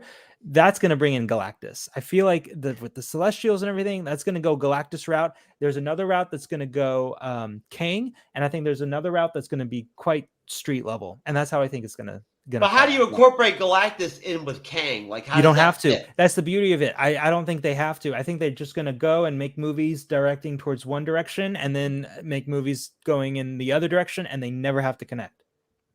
So the Avengers are going to stop being the main functionary, like heart of the MCU. Yes. Yeah. Because I don't think you could ever build a team that's. I just don't see it. I don't believe it. Well, I mean, they'll probably have like a team like of superheroes, street superheroes and whatnot, or however you want to assemble them, going forward. But it doesn't have to be the Avengers themselves. It can be other characters. Look what the Avengers movies did, Infinity War and Endgame. They changed lives. They impacted society, culture. Mm-hmm. Like, look, that buzz was so fucking heavy, man. That's true. Like, it was thick. But then they're doing that. No, but it was the Avengers, though. It wasn't just Cap. It wasn't Steve. It was the Avengers. Right, but and that's what I'm saying. It's going to be like a team of some description. Maybe it'd be all the stupid fucking kids that like Thor's kid. That's what I'm afraid of. Be the Avenger or some That's shit. what I'm afraid is going to happen. Yeah. That's what I think is going to happen too. And baby Groot. Or Teen Groot.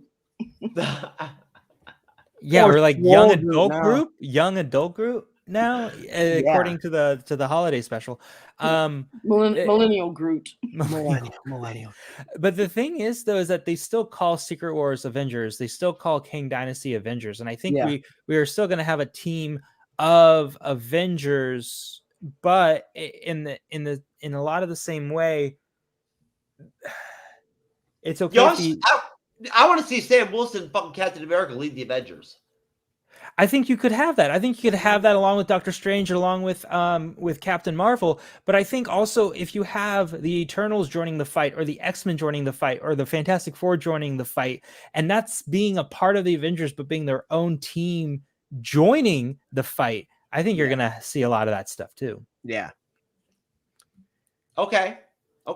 Because the Fantastic Four are going to have to become already, like, they're going to need to become like A-list characters to the public in terms of the MCU. I think you're going to need that. I think the team of Avengers they could put together, they just don't have like the public love. Yes. And the star power, because we can argue all we want that it wasn't just Tony and Cap, but I really feel like it had a lot to do with those two guys. I think the only combination I can think of that would work would be if you put together them with the Fantastic Four film from 2016, where Doom was like a fucking black thing or whatever. Like, dude, if you think that was 26, you're talking about the Fan Force stick.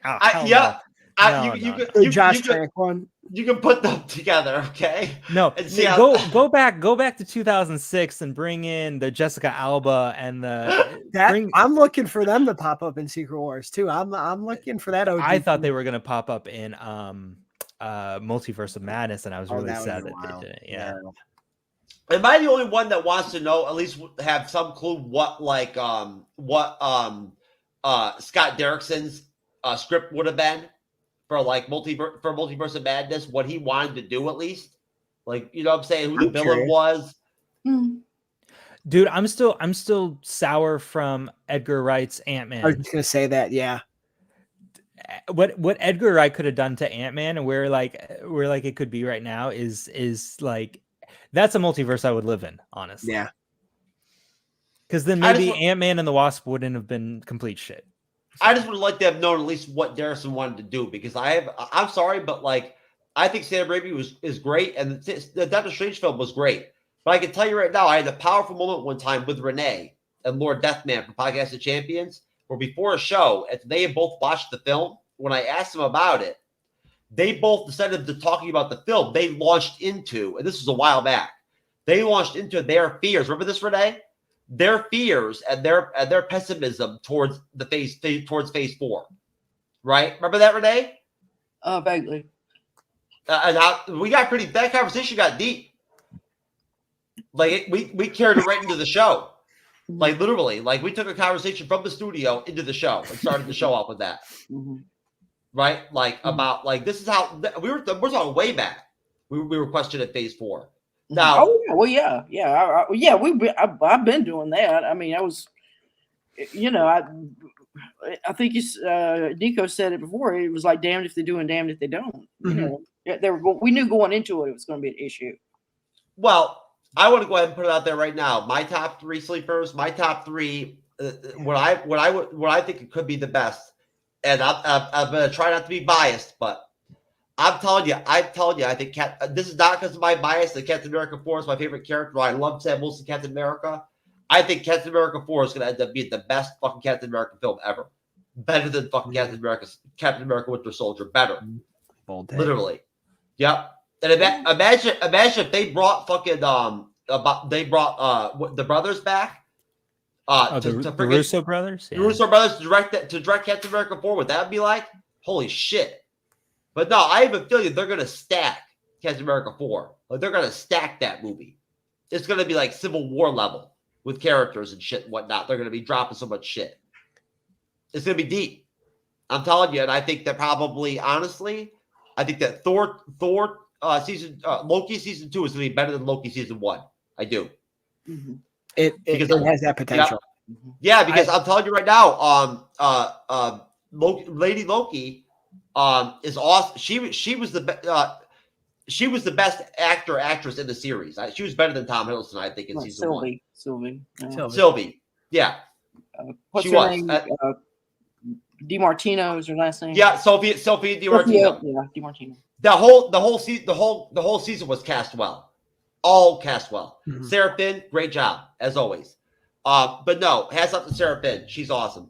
But no, and then the third one I would go with would be probably What If season 2. I actually really liked What If season 1. I thought it was a really cool way of doing things, and it's like it's almost like that perfect peek into the multiverse without having to be committed to like, okay, this is part of like canon now. But it was fun, and the way it felt so standalone until it didn't, I thought was a really smart way of doing it too. I think that in a small way, people just they weren't able to connect with What If because of it being animated, because we're just still, again, the Endgame effect, the Infinity War effect, right? Yeah. How blown away everybody was by those fucking films. You know what I'm but saying? it's its own thing. But you know what though? Actually though, the Doctor Strange from the What If, I'm pretty sure was in the He was. That was him. That was him. Right? Yeah. That was him, right? Yeah. So but that's the only tie-in so far. But I enjoyed it, that being the only tie-in anyways. So You didn't notice the Wanda zombie vibes during Multiverse of Madness when she was injured and she was like crazy? Oh no, yeah, and like in the bunker, like in What If too, yeah, 100%. You didn't connect to the Marvel Zombies episode? I just took it as I took it as a very Sam Raimi thing to do. That's how I looked at it. That was for me, that concept was something in What If that just stood out to me. Like the idea of her power level as a zombie. Holy fuck! Like when that could happen in that situation, you're talking about some Dark Phoenix shit right there. You know what I'm saying? Like that's some serious shit. I do have a question, and I'll say mine last, but Jeff, if you don't mind, I just for everyone, Out of all the Phase 5 movies, what do you think is going to be an absolute flop? Let me look at them. Anyone that Jessica Gao is a part of. Renee, do you have one that you think? What are the? Can you give me a rundown of the films coming out? Yeah, we got Ant-Man. I got it. Quantumania, Guardians of the Galaxy 3, The Marvels, Captain America: New World Order. There's a heavy rumor that we might get a Spider-Man 4 film right there around probably mid 2024, making a 4th Spider-Man film. That would be the one where he goes back to the streets and Kingpin's the villain and all that shit. Gotcha. That we get after that we get Thunderbolts. Okay, in essentially in July 24 we get Blade, Deadpool 3, and then in Phase 6 we get Fantastic Four, Avengers Kang Dynasty. We get 3 untitled films, which could be The Eternals 2, Shang-Chi 2, could be Armor Wars, could be fucking who knows? It could be Brie Larson's butt double getting her solo film. You never know. Avengers Secret Wars in May 26th, and then in Phase 7, supposedly it's all untitled. I don't think I'll like that. Yeah, Phase 7, I might not even be on planet Earth at that time. Yeah, we'll stop right there. Of that list, I would say Blade, maybe, or the Marvels. Or Deadpool 3. Deadpool 3 could. I'm not looking forward to that. You're optimistic with the Marvels? No, it flops. Oh, it's a flop. A flop. As potential flops. Yeah, I would say. Oh, I'm sorry. Of that, I would say the Marvels, Deadpool 3, or Blade. Those could be flops. Okay, my bad. I'm sorry, because Captain Marvel, the first movie was so good, I just got confused. For me, I mean, I hate to agree and say the Marvels, but that's definitely the one of all the ones you just named that I would think has the most skepticism around it, because I still think a lot of the first Captain Marvel success was because people really did see that as a big connecting piece to Endgame, and it was more of that hype. Now that it's this standalone thing, bringing in Rambo, bringing Miss Marvel, I also think it could end up being one of the best ones, so I won't lie to you. But if I had to truly guess, it would be that. Or, Jeff, I hate to do this to you, I think with a lot of the Hulk stuff they're trying to put into Cap 4, I think that could be a mess. You mean the Red Hulk stuff? Yeah, I think a lot of that could end up being a huge mess. Because I think you're going to have people say, once again, they didn't give Sam Wilson something true to Helm on his own. You had to put all It's going to be a Captain America film. They're going to give Sam Wilson his own film. They're not going to allow anybody to overshadow. Well, it's going to be interesting, because if I could pick a villain for Captain America, it would be the Thunderbolts. And since it's two separate films, I actually don't know what they're going to do. I was thinking about that the other day, Alon. What if they decided to bring Bucky back as the villain again? Well, I think they are. I think Thunderbolts is going to kind of be this anti-hero team up, and Bucky is definitely going to be in there. But then it's like, how are they going to play into Captain America: New World Order? Or they could both be bi and have sex. That'd probably be the best, honestly. For me, I think it would be Blade. Unfortunately, yeah. I've heard bad things coming out of it. God, you guys are so down on Blade, man. Fuck. No. You don't understand, dude. I love Blade. I love the original trilogy. I love the character. I think the things that I've heard coming out of production of Blade and how I see this surprises the shit out of me. I can't believe anybody's that. I know what's been going on, but I'm just surprised that people are actually. I didn't realize people were so skeptical of the ability of them to deliver a Blade film. Mahershala Ali as Blade. Okay, so here's how I look at it: is that Marvel is great at throwing you high impact action films that go from like point A to point B to cover like a PG-13 rating. It's on like an all audience sort of thing, right? Mm-hmm. Blade has to be treated differently in the sense that it is not going to appeal to all audience. You can't appease to all audience. So you have to appease to the audience that Blade is supposed to appease to. And MCU, Kevin Feige does not have that capability of doing that. They're a please everyone or please no one sort of entity. And I feel like they're gonna try to be like, oh, we're gonna make it family fucking friendly, and it's gonna back. How do you do Blade family friendly? How they did Moon Knight. You know, they sort of castrated him.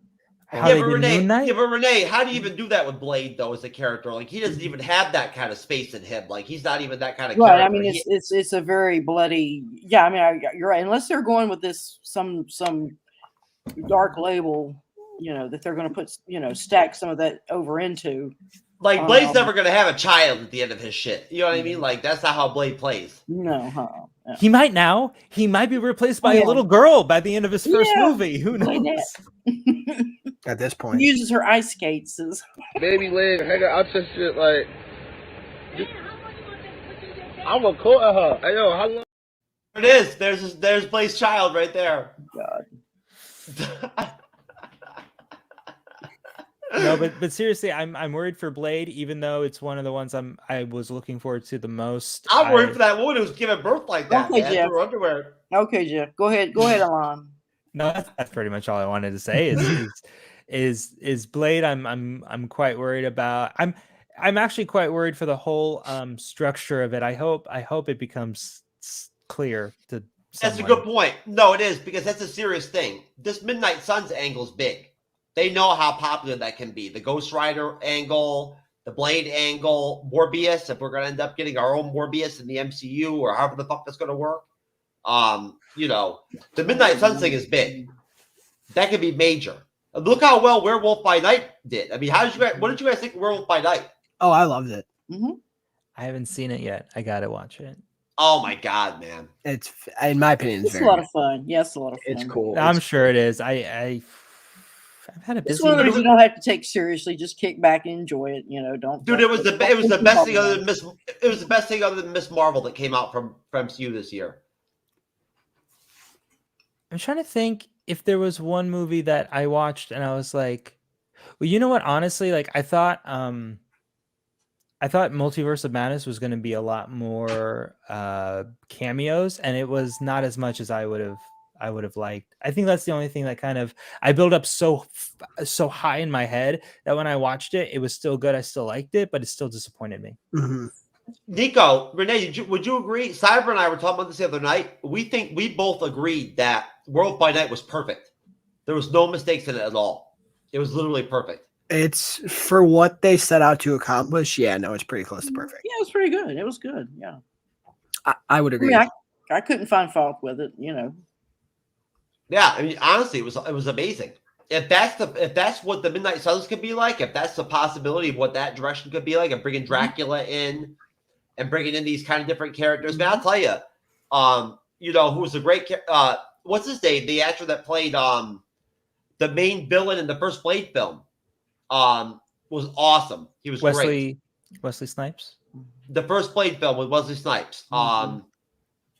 What's his name? The guy that did the cigarette commercials, the vape commercials. Tom Selleck? No. Are you talking about? Is it Chris Christopherson? No. It was Chris Christopherson was like the father figure guy or whatever. Yeah. No, I'm talking about Deacon Frost. Oh, the villain. Okay. Deacon Frost was great, man. Yeah. I know who you're talking about. Yeah. No, but here's what I wanted to ask you guys, though. Seriously, just to close this out, okay? And again, now listen, folks, just to be clear, I knew when we came in here, there was no way we'd be able to just jump right into Comic-Con and flush all this shit out without ridding the demons of Phase 4 out of the way. So, you know, we'll come back next Sunday, and we'll do as many of these fucking Sundays as we have to, baby. We'll do 77 fucking Sundays in a row till we rock this shit out. You feel me? Until Renee decides she can't deal with me anymore. Right? You know, we'll have to see what happens. But at the end of the day, shape I'm in, you know, I know. But but what I want to put out there and ask is just this, and put out is basically just this as far as you know, in terms of like this whole concept of where we're at with Phase 4, it's a big spot right now for the fandom. It's a big moment for all of us as fans that are passionate about this content. And I feel like that's why we had to flush this out a little bit and whatnot before we could even like set up a premise to then get into Phase 5 and Phase 6 in a positive place, in a positive way, without intertwining She-Hulk and all that bullshit into it, right? And have a clean slate, which is what I want to do, right? I mean, look, we know what everybody, I think, kind of knows what happened with Disney, right? Bob Iger's back in charge, right? He's already flat out said the woke shit's done. It's over. Disney's not doing no more of that shit. It's over. They're not playing that crap anymore. So let's believe it. We'll see. You know, I think that overall, at the end of the day, there were some really good things that happened in Phase 4. There really were. You know, and they did a lot of inventive, different shit. They took a lot of chances. WandaVision was a big chance. You know, they could have been hit or miss. Mm-hmm. A lot of people hated it. I thought it was wonderful. I thought it was art to me. It was like Marvel Comics as art. It's still the most inspired thing they've ever done. That's true. Yeah. It's the most inspired thing they've ever done. Mm-hmm. And it was a great love story. I mean, that was a love story that worked. Mm-hmm. It was between she and Vision. Always worked. Yeah. I think the only problem with WandaVision is that they set the bar so high in the beginning that, and I think something that really worked with WandaVision is that it was this mystery that was unfolding every episode, and we as the audience were trying to figure it out, right? Mm-hmm. Is that when you have a show like She-Hulk, because I don't know about you guys, and I'm not shitting on it, but I'm saying when I'll shit on it. Fuck She-Hulk. When you watch She-Hulk, I don't know about you, but for me, I was trying to unravel who the main villain was for She-Hulk, and it never came.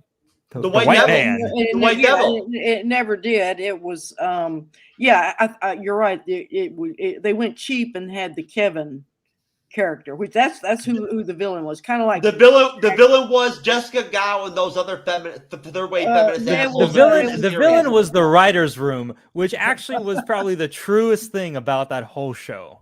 Yeah.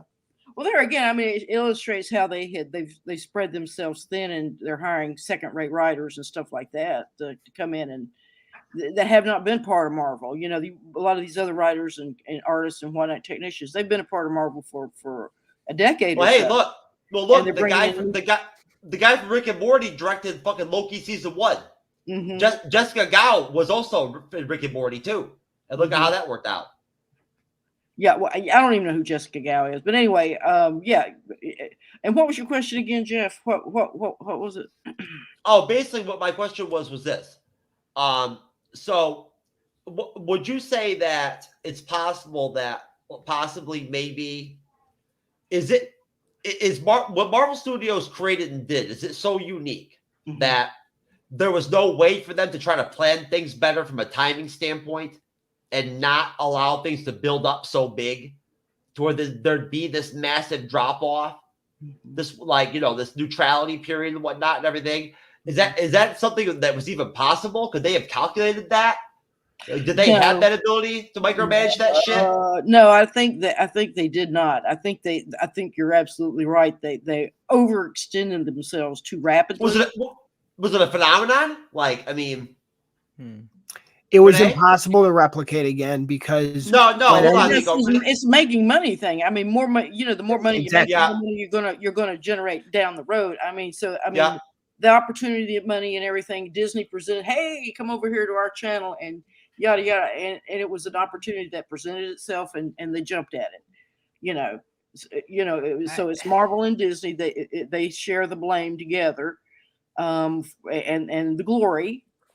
Going forward, we can say Disney did not build the other phases. I mean, that was really all that stuff was already in the works and rolling by the time Disney come along. So I think the Disney effect is bearing down on them, and I think it's producing some negative effects, particularly if you look at how the chill, like as we keep pointing out, all these kids keep popping up. These long lost sons and daughters and creation and whatever. They just keep coming out of the woodwork every show. And then there was all that little Disneyfication of Thor, where there were all the little kids with the oh god, at the end of that, I don't even want to talk about it. It makes me What the fuck was it? What was the point of that shit?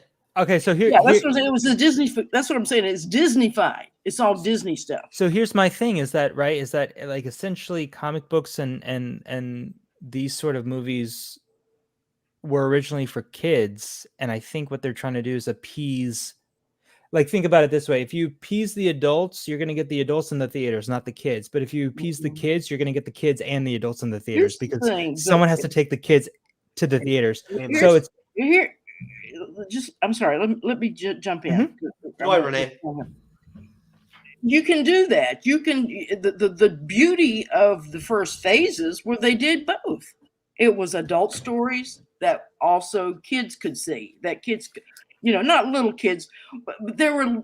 In other words, these were multi-level films. There were going to be things that adults were going to pick up on in these storylines that maybe the younger audiences were not. Yeah, I don't know what Jeff's.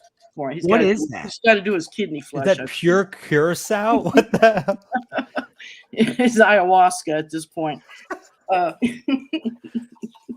Yeah, but yeah, that's all I was wanting to say. That it was, yeah, they're introducing. I don't know. I'm sorry. Go back to your point. That's how you advertise. That's how you advertise a product. But that just threw me off. Can you? Okay, so advertise it. So what is that? Jeff, can you advertise it? Can you turn it around and put it close to the camera? And I want to put it out there right now. I only know about this margarita stuff because of Raymond at Booze and Chill. Him and I reacted to this on Booze and Chill together. Okay, Raymond, my brother. This is what I like to drink during the shows. It's really good. Blueberry margarita. Yep. Very good. Oh, man. Okay. That's right. Yep. It's an adult 13.9% alcohol. Oh my god! That's right. Set my teeth on the edge. I don't listen. When I was 13, 14 years old, I was drinking Maker's Mark and Budweiser's as my favorite drink when I went to the bar. Yeah. I went to the bar at 13. Nothing to brag about, is it? I don't know. You tell me. Either way, no. No, but I'll tell you though that honestly, I think that personally. If anything, when it boils down to it, I think that if Marvel could have done one thing, right, they should have thought and prepared themselves to some extent for this letdown. Mm-hmm. They should have tried to do something to try to compensate in some way. What, I don't know. I'm not going to say I have the answer for this. I don't have it. All I'm saying is how could they have not realized, hey, look where we're at right now, and then where we're going to go. Okay, then we have a pandemic. We've got COVID, which, of course, like there's crazy bitches on Rizzle, my home platform, that say that COVID was started by people who eat meat, like eating meat caused COVID and shit. And whatnot. Yeah, yeah, we got it. Anyways, so bottom line, how could I'm surprised that they didn't think to themselves like, what could we do on our end to try to sort of integrate Disney Plus series into the shit, but yet also do some fan service and try to, I guess, maybe soften the blow. With Secret Wars being so quick. Maybe. I want to actually look at it a different way real quick. I think this is them planning. I think they think that they have everything under control. Mm-hmm. They're still making money out the fucking ass, right? Yeah. And they're still producing and they're still doing it. And you know what a big thing is this happened in phase 3, I think, with Black Panther, and continued to get worse with Black Widow. But the CGI has really gone down on significantly some of these movies. But then you look at Wakanda Forever, and I thought it was great. I thought it looks great. All right. But this is the planning. This is a multi-billion dollar company planning, and they still trip up. So I think in their minds, they've got it all under control. Alam, I got something that's connected right to that, and this is how we're going to close the show out. I used to ask myself a lot of questions. Scott, you're at ex-con. How are you an Avenger? That doesn't make sense. But everywhere I go, people tell me the same thing. Thank you, Spider-Man. People still need help, Dad. That's why we made this. It's like a satellite for deep space, but Quanta. Wait a minute. you're sending a signal down to the quantum realm. Turn it off. Now!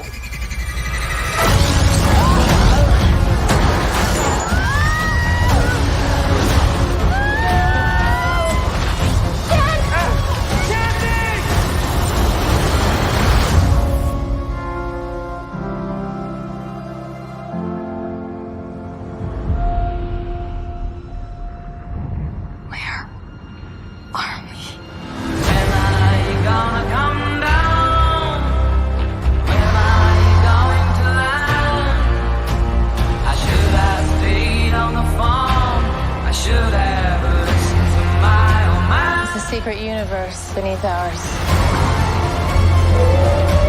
What are you so afraid of? There's something I never told you. This place. It isn't what you think.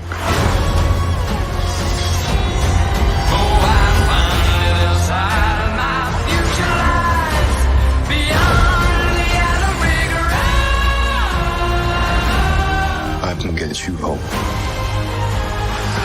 And give you more time. If you help me.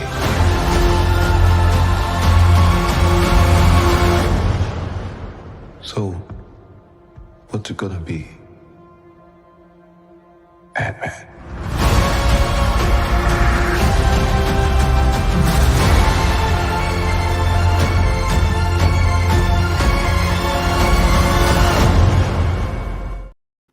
Dude, I fucking love Jonathan Majors, man. I really do, bro.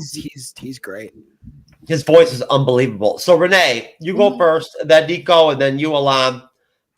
Let's finish the show on a positive note, okay?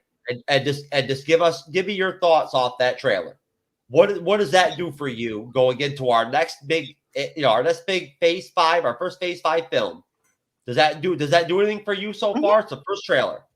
Oh yeah. It's a really good preview of what's going to happen next. And one of the nice things about a lot of these, instead of like a brand new movie coming out, we can sort of connect when we see these scenes with what we've already seen in the past, and sort of and our minds start, or our gears start going. How's this going to go? How's this going to work?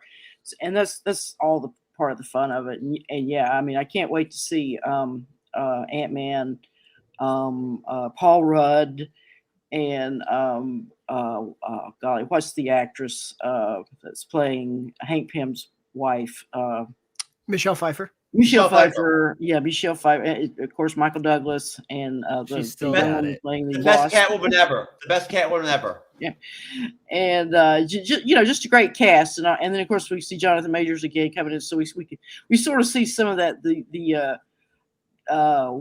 I guess you call maybe it's the TVA. Maybe that's where he's coming out of. So maybe there's going to be a little Loki action here going on. So a lot to look forward to. Yeah, I'm very excited for it because I think it's going to give you a really clear picture of what's to come, and I think it is going to feel big, and I think it's going to deliver on some of the secrets and the spectacle that I think that were lacking maybe when you went into Doctor Strange and the Multiverse of Madness, something like that. I think you're going to get a massive taste and some goodies about the future in that quantum realm, because that's going to be, I think, a source of a lot, and that King stuff. There's going to be a lot of stuff that comes out of that. I think. We'll see. I am not raising my bar as high as I did for Multiverse of Madness just to protect my own soul, right? Which is good. I think that Ant-Man is kind of like that perfect character for MCU to play with, because he's light, but you can add darkness and seriousness to his character. Because we were talking about Blade, how Blade is just kind of starts off as a dark character, and MCU might lighthearten him. But Ant-Man, they have room to play with, which I think is really good. I also can't wait for him to get replaced by a little girl. Yeah, Cassie's in there too. Yeah.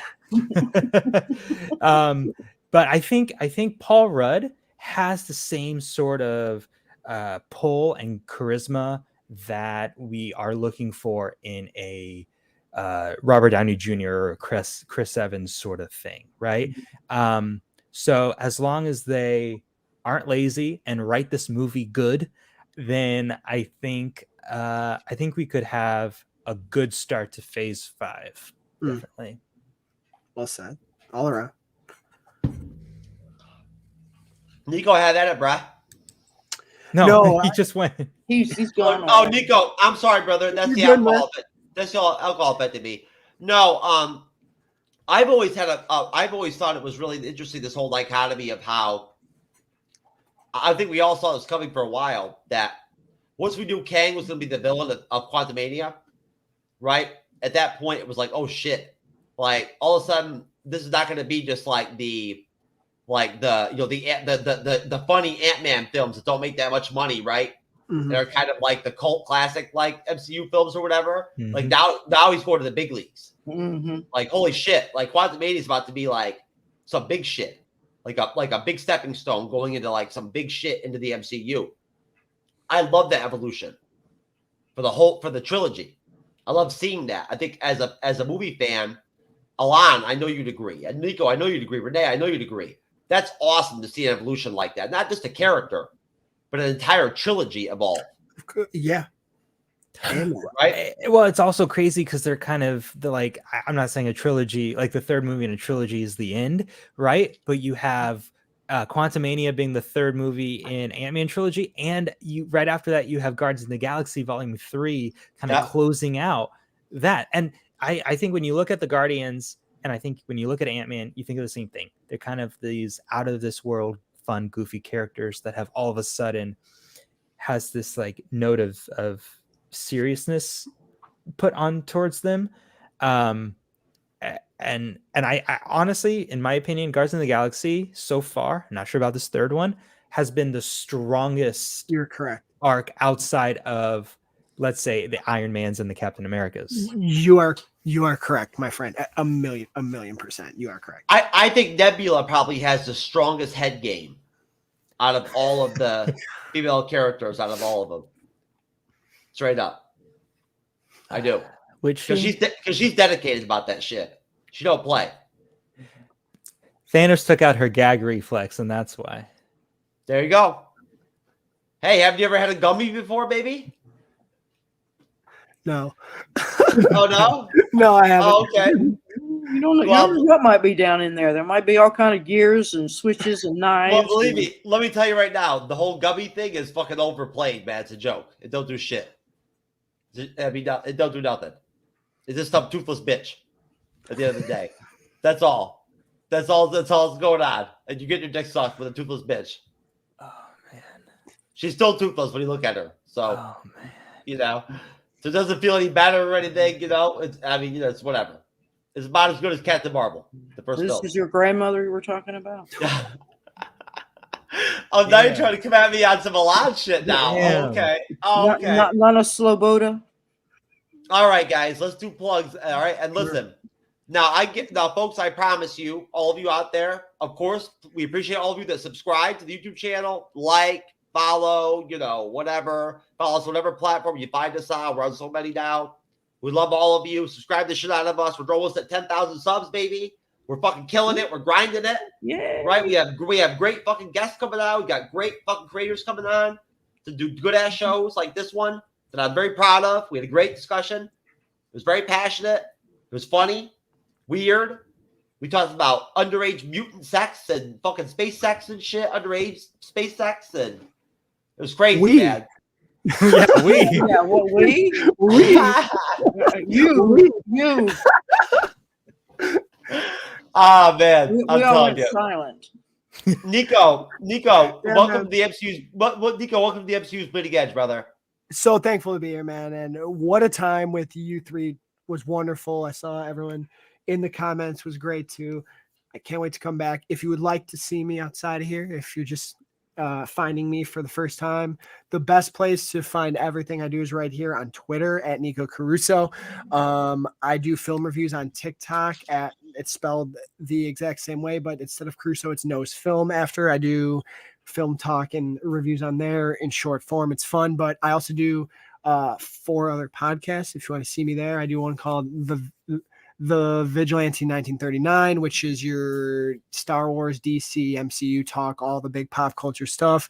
I do a Spider-Man podcast called the Italian Spider-Man Coalition. It's 3 Italian guys talking about Spider-Man, and we try to throw some like Italian food culture stuff in there for fun. I do Right Between the Eyes, a Kiss podcast for the rock band Kiss. It's my favorite band of all time. There's 3 generations of fans on it, so it's a cool dichotomy there. And then twice a month I appear on the Comic Binge on YouTube. One, I'm on the Spider-Man Council, where we talk about something Spider-Man related once a month, and then on the other one we're doing a retroactive review of Infinite Crisis, which is a massive crossover in DC Comics that happened in the mid 2000s. So if you like any of that stuff, go to my Twitter. You'll find it all there. It's a lot. It's totally a lot. So, but come say hi. It's what Hefe here did, and it got me on the show. So it's a so it's the opposite of my extremely small penis if it's a lot, because a lot cannot be the same thing as extremely small. Sure, I am the opposite. I could be the opposite of that for you, Jeff. I can be. Well, I can tell you right now, Alon, when I saw Superman at the end of Black Adam, that was the first thing that actually gave my penis I felt like a pulse after She-Hulk when I saw Superman.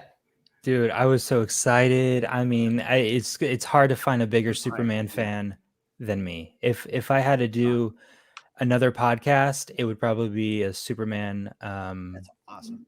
podcast. But I don't do a Superman podcast. I do a film podcast called I Finally Watched, and you can listen to us anywhere you listen to podcasts. We are actually on episode 155. We put out an episode every week. We don't skip a week. Awesome. Rain, sick or shine, we don't skip a week. We try to fill all of your movie nostalgia needs by talking about movies that maybe you missed. You didn't watch it when it first came out 10, 15, 20 years ago. And you're like, you know what? That's a great movie. We cover movies like Citizen Kane. We cover movies like There Will Be Blood, Sicario. We cover all sorts of things from Can I come on line? Can we review one of my threesomes that I have on video? Jeff, your threesomes are iconic, but not iconic enough. I'm sorry. I mean, there's a lot of diversity in there, I promise. Well, they're saving it for when he does the drive-in, the porn drive-in. Yeah. Oh fuck! You guys don't even know about the porn drive-in yet. That's some new shit. What so is I it? tell him the porn drive-in story, Jeff. Back in the day, Renee used to go to the porn drive-in. No, once. Back in the day, and we're talking like, I was out of high school, but 19ish, somewhere in that time at range. And my boyfriend and I, we decided we wanted to go see. We had the porn drive-in in my hometown. At once upon a time, had been a regular drive-in, but as you know, drive-ins sort of dried up. They had he had to find new revenue, so they went blue. And it was successful for quite a while. But anyway, we decided that we were going to go. And of course, we go in his car and we're all scrooched down because God forbid, one of our parents' friends or somebody else see us go in there. But we do go in and we sit there and quite interesting.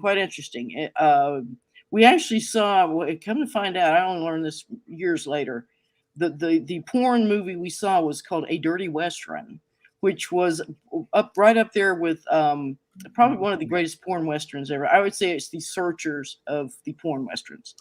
So I was quite honored to have seen that movie. Of course, that was the only time we went. There's a sidecar story that a friend of mine, that she and her boyfriend or some friends or whatever had done the same thing. And they said on the night that they were there, they were parked beside a pickup truck that was parked in reverse. On the bed of the pickup truck were 2 gentlemen sitting in rocking chairs. Now, 2 gentlemen that you would expect to be riding in a pickup truck right around 1973, 74, 75, somewhere in there in the South. They were sitting in the back of that pickup truck enjoying themselves while watching the Dirty Western. Whoa. They're going to kill me.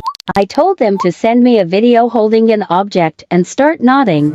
Anything is a dildo when you really put your mind to it. There's no such thing as too large or too sharp. Every time you stop to question yourself, I want you to tell yourself, I can. and I will. There you go, folks. I've That learned a is lot. right and, there. and Jack and Jeff actually jacked off twice during that story. It's very important out there. You understand that in this new age we're living in society, right? We need to understand that women are no longer limited when it comes to their sexual objects they use for like personal, gratification. If they want some spiky shit or some big shit or whatever, some big fucking huge shit, or like some, whatever. I mean, you know what? They deserve it, right? You know what I'm saying? So, Amen. Amen. That's all I can say. I'm telling you. Well, yeah, and I'm sure your asshole would agree. Anything should be able to go up in there that you want it. Hey, listen, if that chick wants to put that water bottle up in there after I get to hit that shit, that's fine. I'm good with that. She can wash off my nut out of her after I get done. I don't even know. Oh man! I finally decided I finally came on the show. God, that was really bleeding edge, bro. That was like the bleeding edge. So, anyways, a lot, bro. Tell me what you got going on in your show. What movies you guys gonna be covering soon? Okay, so December's actually quite fun. We do some theme months sometimes. So December holiday season, we usually try to do a Christmas but not a Christmas movie around Christmas time. So like first year we did Die Hard, second year we did Gremlins. This year we're doing Eyes Wide Shut, which is pretty fun. That's wow. That's wow. But surrounding those surrounding our Christmas but not a Christmas movie, we are giving ourselves a special holiday treat. So me and my co-host David, we try to do a movie that at least one of us has never seen before, right? That's why we're called I Finally Watched. Mm-hmm. However, this December, we're actually doing 4 films that both of us have seen and love and know that we're never going to get a chance to talk about it the way our podcast is formatted.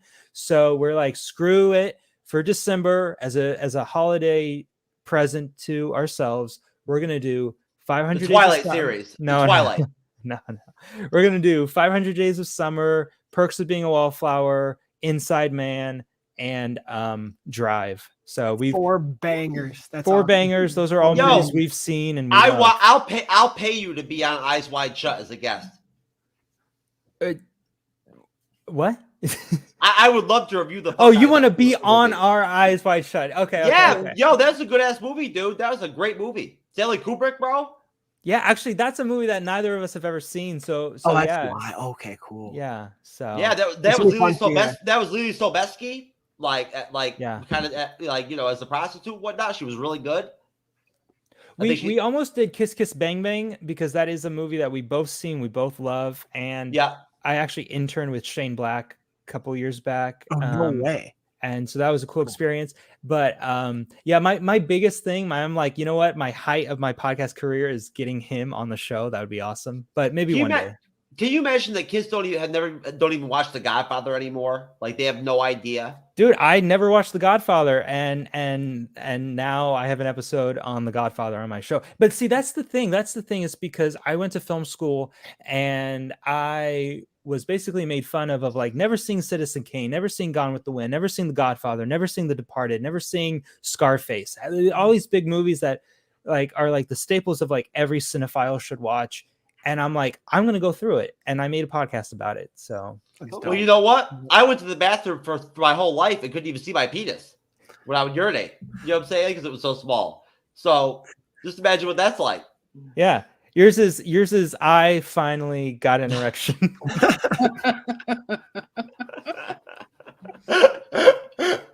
Oh, man. No, I'm serious, though. I would love to review that, though. I would, Alon. That'd be a lot of fun. I love 90s films. I think that was 99 or 98, right? Something like that, yeah.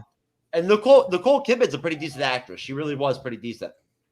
In the right role, she could be pretty good. I love 90s films. I'm a 90s person. I won't lie. I think Seven is awesome. Classic movie. One of the goats. Seven, it's one of my favorites. My co-host David never saw it, so we did it a couple of years back, and it was one of our best episodes. So I'm gonna have to find that. I'm gonna have to go check that one out. Please go check it out. Yeah. And it's One of my all-time favorite movies of finding it through doing the podcast is LA Confidential. If you guys have never seen LA Oh Confidential, God! Oh my God! Don't even go down there. Don't go down that road.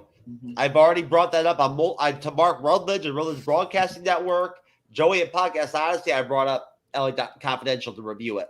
That's a fucking awesome film. it's beautiful. Nico, don't listen to my episode. Go watch the fucking Go film. watch Alec. Deal. The cast is outstanding. It's so beautifully written and it's like a mystery, and you're right there with them. Like my favorite films are LA Confidential, Prisoners, Zodiac, Sicario. Like those are like up my alley. Chinatown yet? Chinatown, I love Chinatown. Kim Basinger was great in that film, and so was what's his name? Russell Crowe. No, but what that played Raven that was in Ravenous afterwards. He did Memento.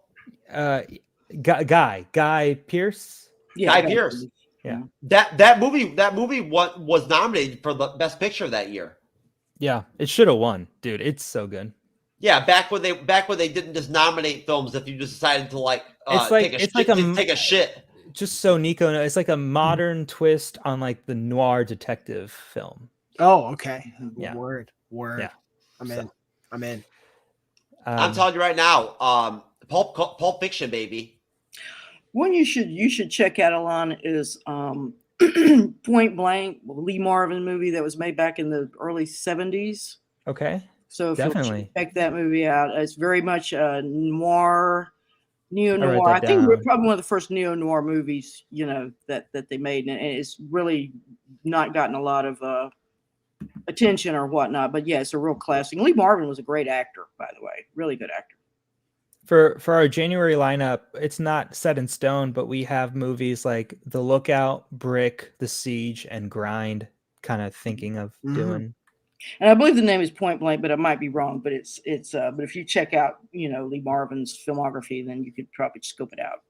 No, I definitely will. I think it is Point Blank, actually. Now that you say it, yeah. What was that John Cusack movie in the late '90s where he worked at the record store and he went and visited all his relationships? High Fidelity.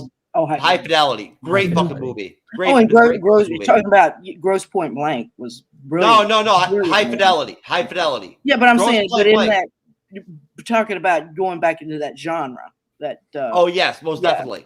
Gross Point Blank. They actually No, redid High Fidelity in a Hulu series with Zoe Kravitz, and it's very good. Oh yeah. Yeah, like her own spin on it as like a modern version of it. It's very good. It's like 7 episodes. They're only like half hour each. Very good. If you like Zoe Kravitz, you'll like, and if you like High Fidelity, I think you'll like this spin on Hulu. Most definitely. Nice. No, I can tell you right now. At the end of the day, folks. Renee, would you like to plug anything? What's going on at the Podcast of Champions, Cigar.freeforums.net these days? Well, we're like I said, we just did a show, sort of a encapsulation or recapitulation or whatever you want to call it of Phase 4 and our thoughts and feelings about it. And also, I think the guys they're doing, I'm not sure what's coming up. I guess whatever Disney or whatever Marvel's got coming down the pike. I think we're kind of at a standstill with a lot of these series wrapping up. But yeah. You like to say over at cigar.freeform.net, and it's the Podcast of Champions. Love it. And we're doing Willow right now, and I might have to just start getting really fucked up when we do the reviews, like blasted, like drunk as fuck, really stoned, take some hallucinogens, like who knows? Because Willow's looking interesting, man. It's looking pretty woke. I can tell you right now.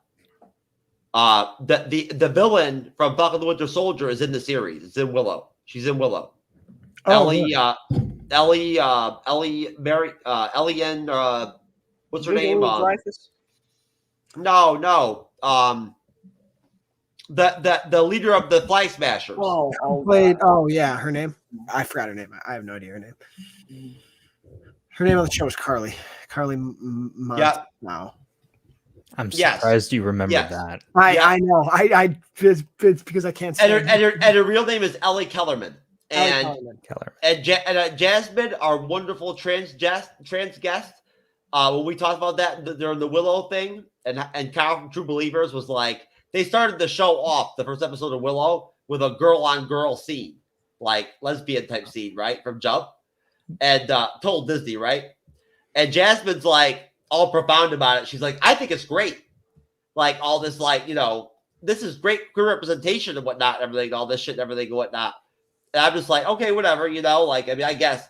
But you know what? That's the fun of Jasmine. She's great like that. She's awesome. You guys will get to see. And Willow, I'll tell you right now, I would not tell you to go watch, probably. You should consider possibly questioning it. I never was going to. Yeah, we weren't. I am Groot might be better than that. Right? Anyways, folks, listen. For Cyber Night Shark, my co-host, for all my wonderful guests, for the MCU's Bleeding Edge, I am Jeff S., a.k.a. True Knowledge, the humble co-host of this shit show that we call a show occasionally. These are my friends, these assholes. I love them all. They're great. They're wonderful people.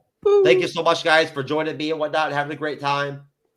Hey, I also want to thank this wonderful woman who's been sitting over here waiting for me silently by herself while I've been sitting here. But don't worry, I'll take care of you. I got you. I got your back, girl. Plug the leak. Plug the leak. Don't worry about it. I got you.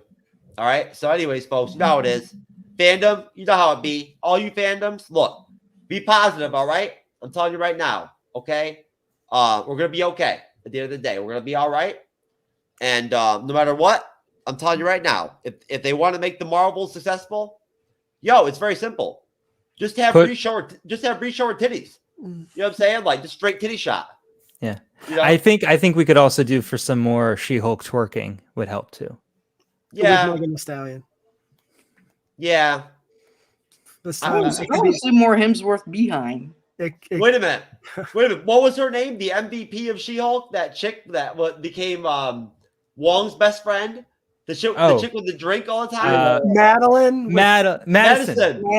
Oh my God. She was my Monogram Bowl Award winner right there. She was awesome, bro. What a fucking Madison. Honestly, 2 N's and 1 Y, but you don't know where it is. Yeah. Yo, she was awesome, bro. That.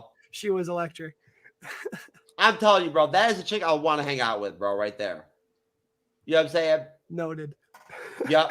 You know she's, I mean, just the way she carries herself, she's down for whatever, bro. She's ready to rock and roll, Bleeding Edge style.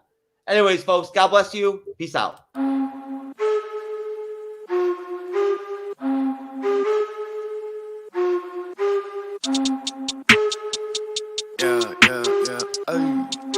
Hey. I said, excuse me, but you don't understand where I'm at. I was all around the world, on span, across the map. I've been laying low and now it's time to pop up, bitch, I'm back. Now I'ma run it up. Snooze on the